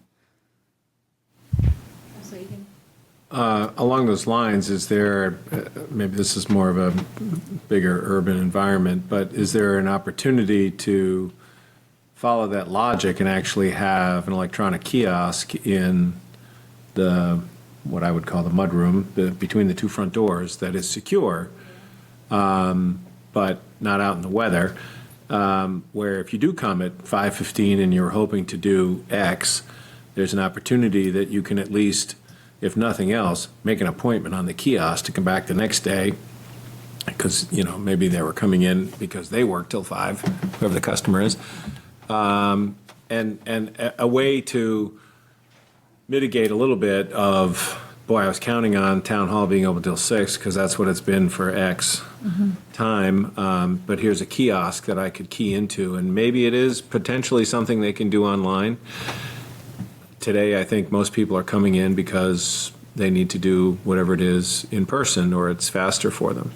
But if they had an opportunity to maybe get some of it done, or at least make an appointment, or feel like they had some opportunity to engage with town government, that, in my opinion, would be worth whatever the couple of $1,000s it is to have a kiosk out there that's monitored and logged into something that would give people access. We haven't looked at the kiosk. It would require, in addition to the kiosk itself, it would require a change to the doors, because the inside doors don't lock, only the outside doors do. Yeah. But I think it's something we could look into. I don't know about the temperature or like That'd be a that. fraction of the cost of the kiosk. We do have 3 terminals here, but they're all inside the building. We also have the library, of course. But yeah, that's not something we looked into, but we could, to see if it's practical. We'll see if Min texts you or messages you. We're waiting. Yes. So I think. Did he message you? Man, what do you think? There are kiosks, but the price is high, more like $15,000 and up. So I think he might be looking at there are specific municipal kiosks. I think there are some things we might be able to do. Otherwise, I think we can look at that tomorrow. So I know you're looking for guidance on a direction to move into. Yeah. And I've heard very different perspectives.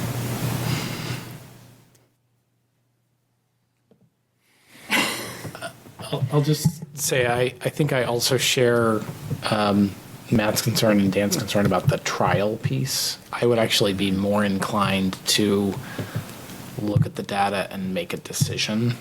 And if that requires changing ordinances to do that, we could change again in another direction. But I would be as comfortable with simply making the decision as I would with a trial, if we're ready to go in that direction.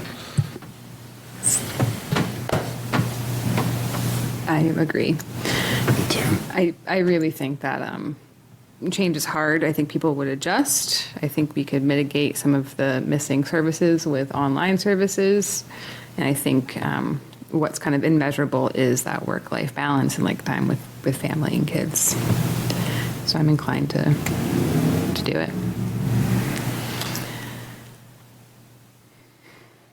Is there anything, do folks need more information, more discussion, more time to think about it?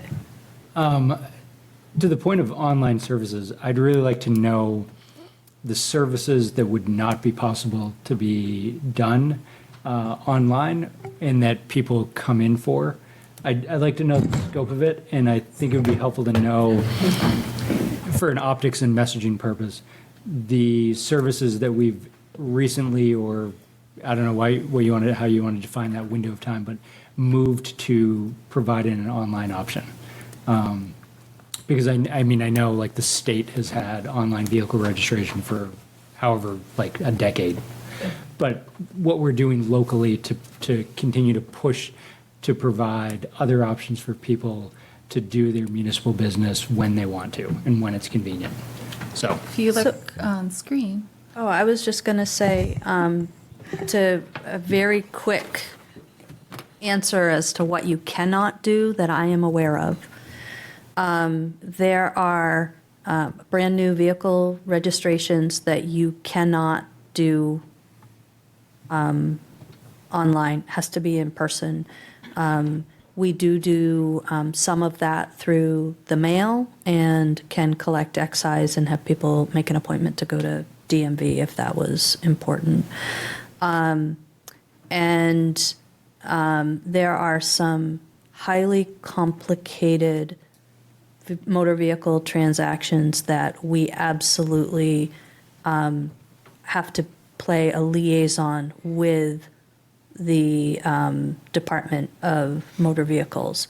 I don't see that every day, every month, but every once in a while there are things that are highly complicated that, quite frankly, we would much prefer if people would make appointments to come and deal with anyway, because it literally can take somebody off the counter for 45 minutes or so. Marriage. Small administrative things like harbor parking, the garbage cards, and some small administrative sales that. Some of those, I think, could transition if we were not here. We're transitioning the transfer recycling stickers. We're trying to look at a new system that is more monitored and so I will tell you, in the town I was in before that had many of the same systems, we had that online. So you'd come in, you'd make an application, you could print out or have on your phone for that day, but then you would get the sticker online. Marriages, can you? Marriage licenses, oaths, the dedimus, we do a lot of dedimus work. Notaries, stuff like that. Yeah, there's some like forms if you want to like move your mobile home. I think they still have to come in for that. Like for code enforcement, you can do your permits and planning online. Like to view a file, you would either need to come in or request that it be emailed, which we can do now with sharing, to a folder. As far as the newest services online, it's really the online permitting for planning and code enforcement, I think, is our newest. This list should be on a sandwich board at the front door, though, to remind people. So the thing that I have talked to staff about that I think we are in the process of designing is a sandwich board with a QR code that would take you here and link you out to where you would need to go.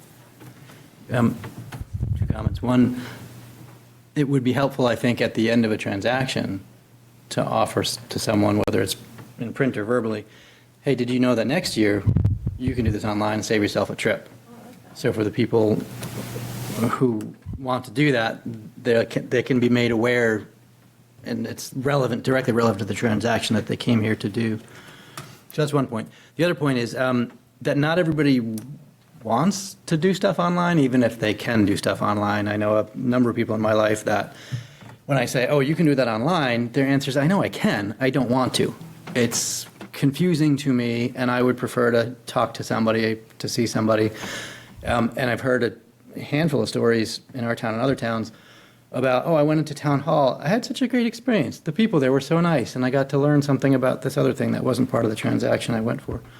So, and then just sort of from a philosophical point of view, I feel like if our answer to everything continues to be, you don't need to see a person, you can do this on a computer, it's not where I'd like to see society going. So that's a little bit lofty for our goals tonight, but anyway, just wanted to make the point that just because it can be done online doesn't mean that it should be done online for everybody. And again, it's a flexibility thing. So I will say, eliminating a couple hours of service and push everybody to do things online. People will adapt. They will figure it out one way or another. I have a preference. Two things to that I'll say. We did have postering that Pete had done for us in the hallway about online services. I think we could easily make that into a handout, regardless of if we change our hours or not. It's good for people to know because sometimes you just forget to register your dog and you need to do it at the last minute. And so I do think there's a benefit to getting that message out, and we're already not open 24/7. We do hear some people, exactly what you hear, don't want to do it online. They like to come in, and we'll still be here. They can still come in, but it's part of the reason we also set up the 2 new terminals. So if somebody comes in and they don't want to wait in line, or they're like, oh, I don't know how to do it, staff can walk them through, help them if they want to learn.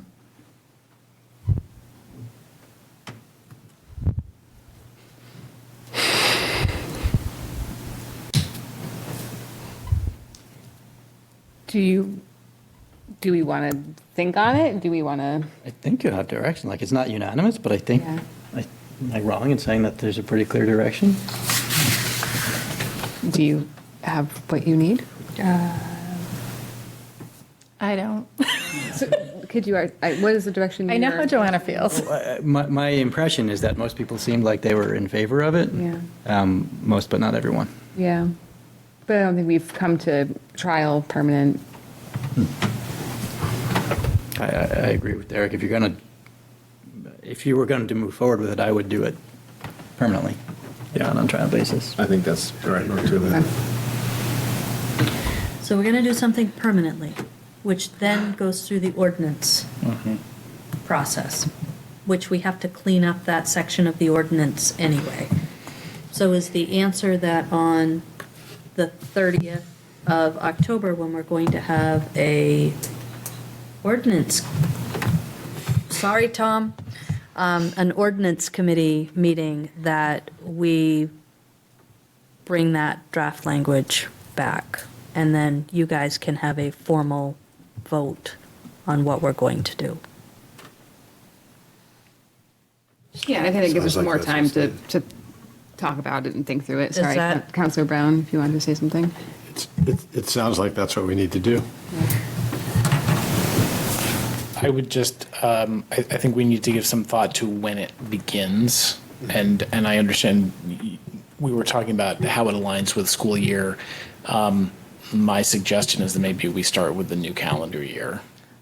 That We would had be the talked school about year. that. I'm sorry, when kids come back from school. From Christmas, we're aligned with Essentially you. the semester. Okay, got it. We felt like if we were going to do this, we would want at least till January to get word out, probably send postcards to everybody and really get the word out. So I think my suggestion simply to the ordinance committee would be to word the ordinance to be effective starting in 2026.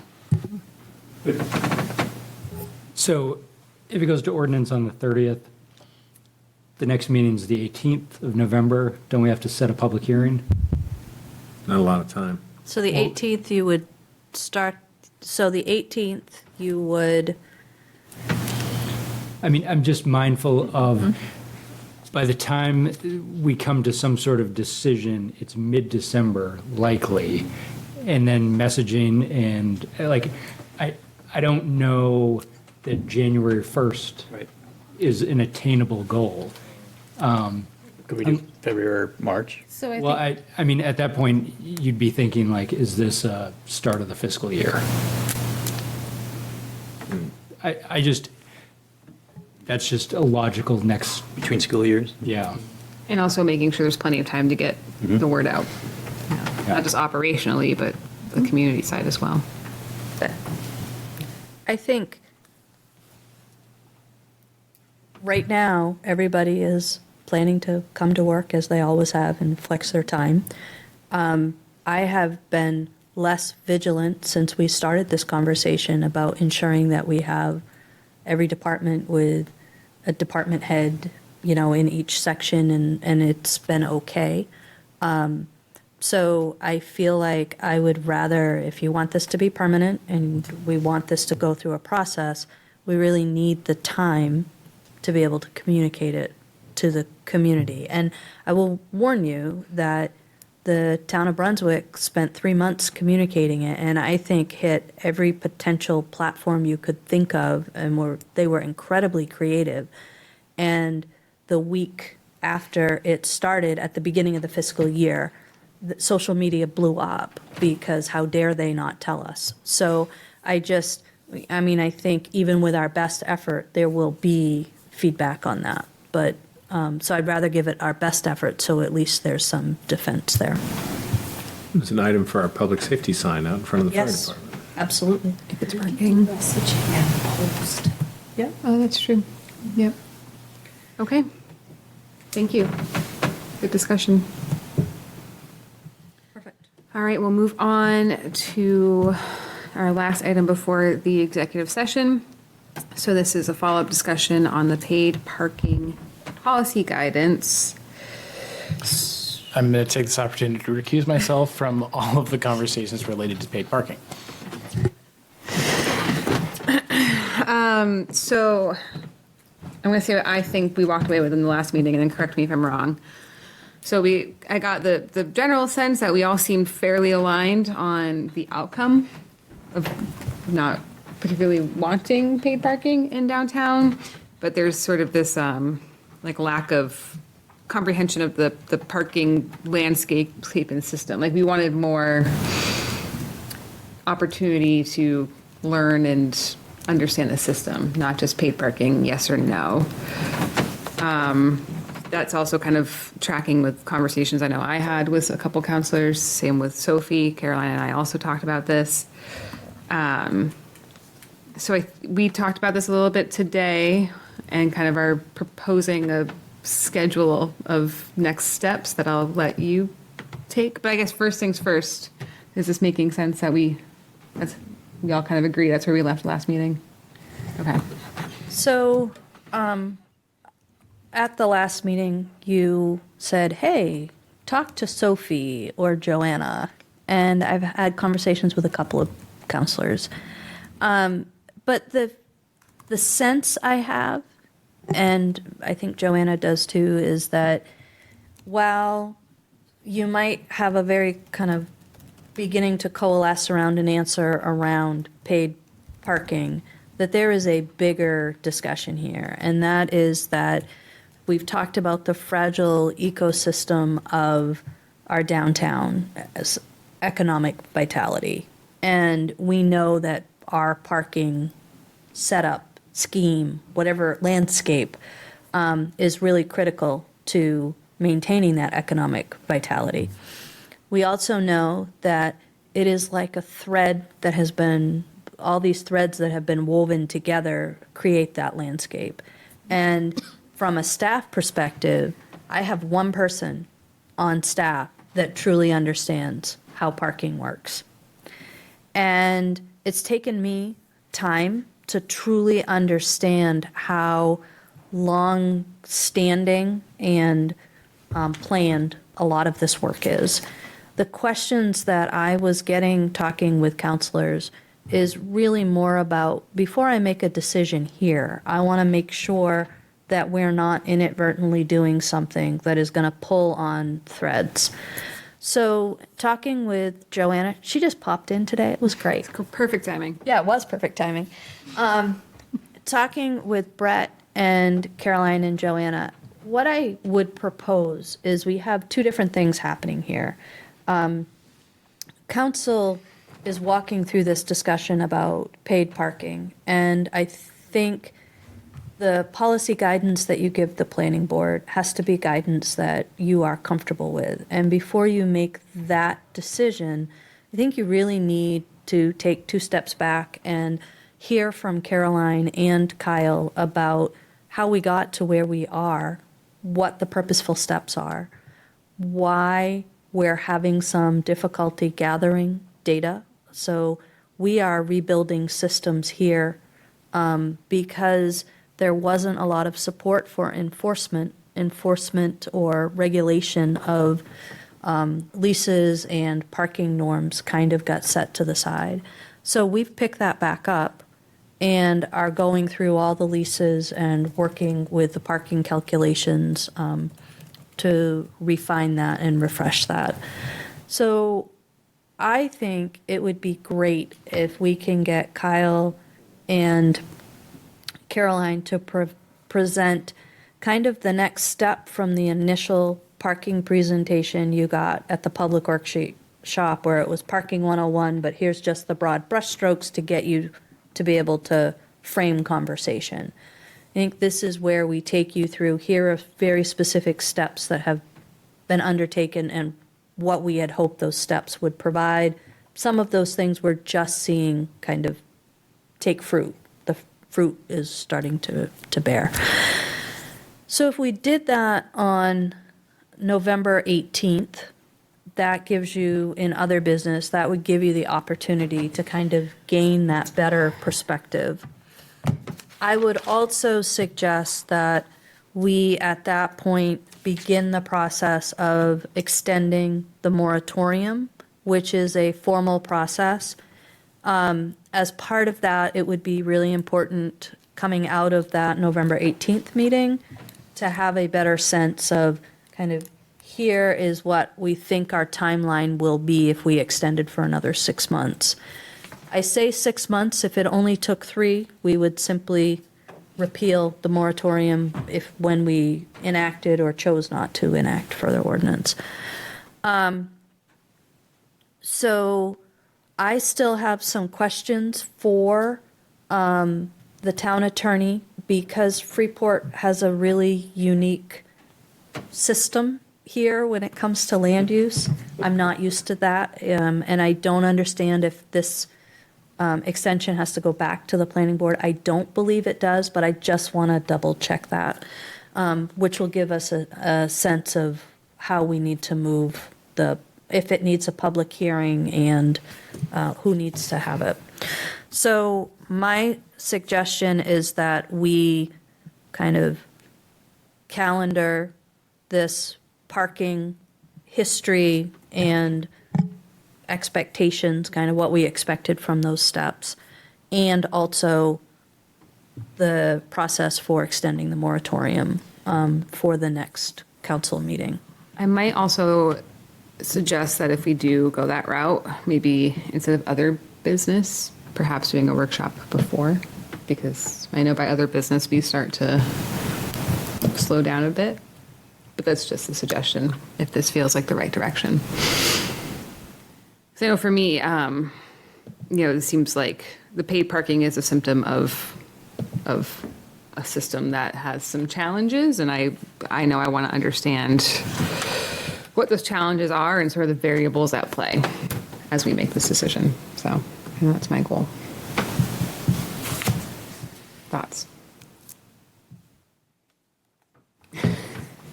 Sounds appropriate. Okay. Workshop or other business, either one. Yeah. So I'm going to ask Chris to go ahead and do her magic to corral counselors to see when they're free. I also want to have a chance to talk with Caroline and Kyle to see about how much time they think they need for their portion of a presentation, at least. Were you thinking a workshop before, on the day, like an hour before, or a different day before the 18th? I guess when I heard workshop, I thought like a different day, but. So you would talk about other business, but I think if we. Yeah. Oh, so you just want to do it? Like 5 to 6? 5 to 6. Maybe that's one option. I don't know if we want to explore several. I'm okay either way. I just wasn't sure. Yeah. But we can work with Chris to figure it out. If you want to do that? I mean, we likely have to, right? Because it's really only, Eric's just going to sit there. It's the 4 of us. Chip's not here to weigh in, and John's done. Yeah. So we may have to.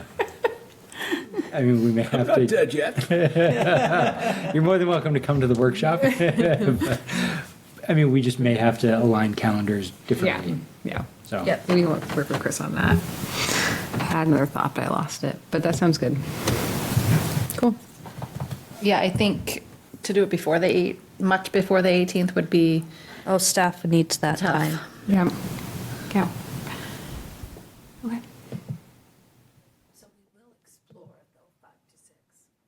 Yep. And if that thought comes back, I'll share it. But it's gone. Okay, that sounds great. Thank you. All right. Well, with that, we will move on to executive session. Well, before we call to executive session, I just want to publicly say into the record of this meeting, thank you very much for all of you, some of you, whoever it was that put together that very thoughtful video. That was extremely moving. And I wish I had the right words to share back about how warm that made me feel to be sent off into the wilderness. You know, with Josie. Anyway, thank you for that. And yeah, I'm not going away. May not be sitting up here, but I'm not going to go away. So I'll be around. But I just wanted to say thank you very much. And I think what I actually learned and took from this experience is still far in excess than anything I contributed back. So it's great to be a part of that. Thank you. We'll miss ya. Councilor Pillsbury, back to you. Do you want to get us into executive session? Right. I thought I was good. Be it ordered that the town council enter into executive session pursuant to 1 MRS Section 405D for discussion related to the Freeport Police Benevolent Association, Maine Association of Police Collective Bargaining Agreement. Second. All those in favor? Aye. All I right. just want to highlight that we are not anticipating any action following this executive session. So we're going to go into executive session, get information that you will then get follow-up information and an opportunity to vote later.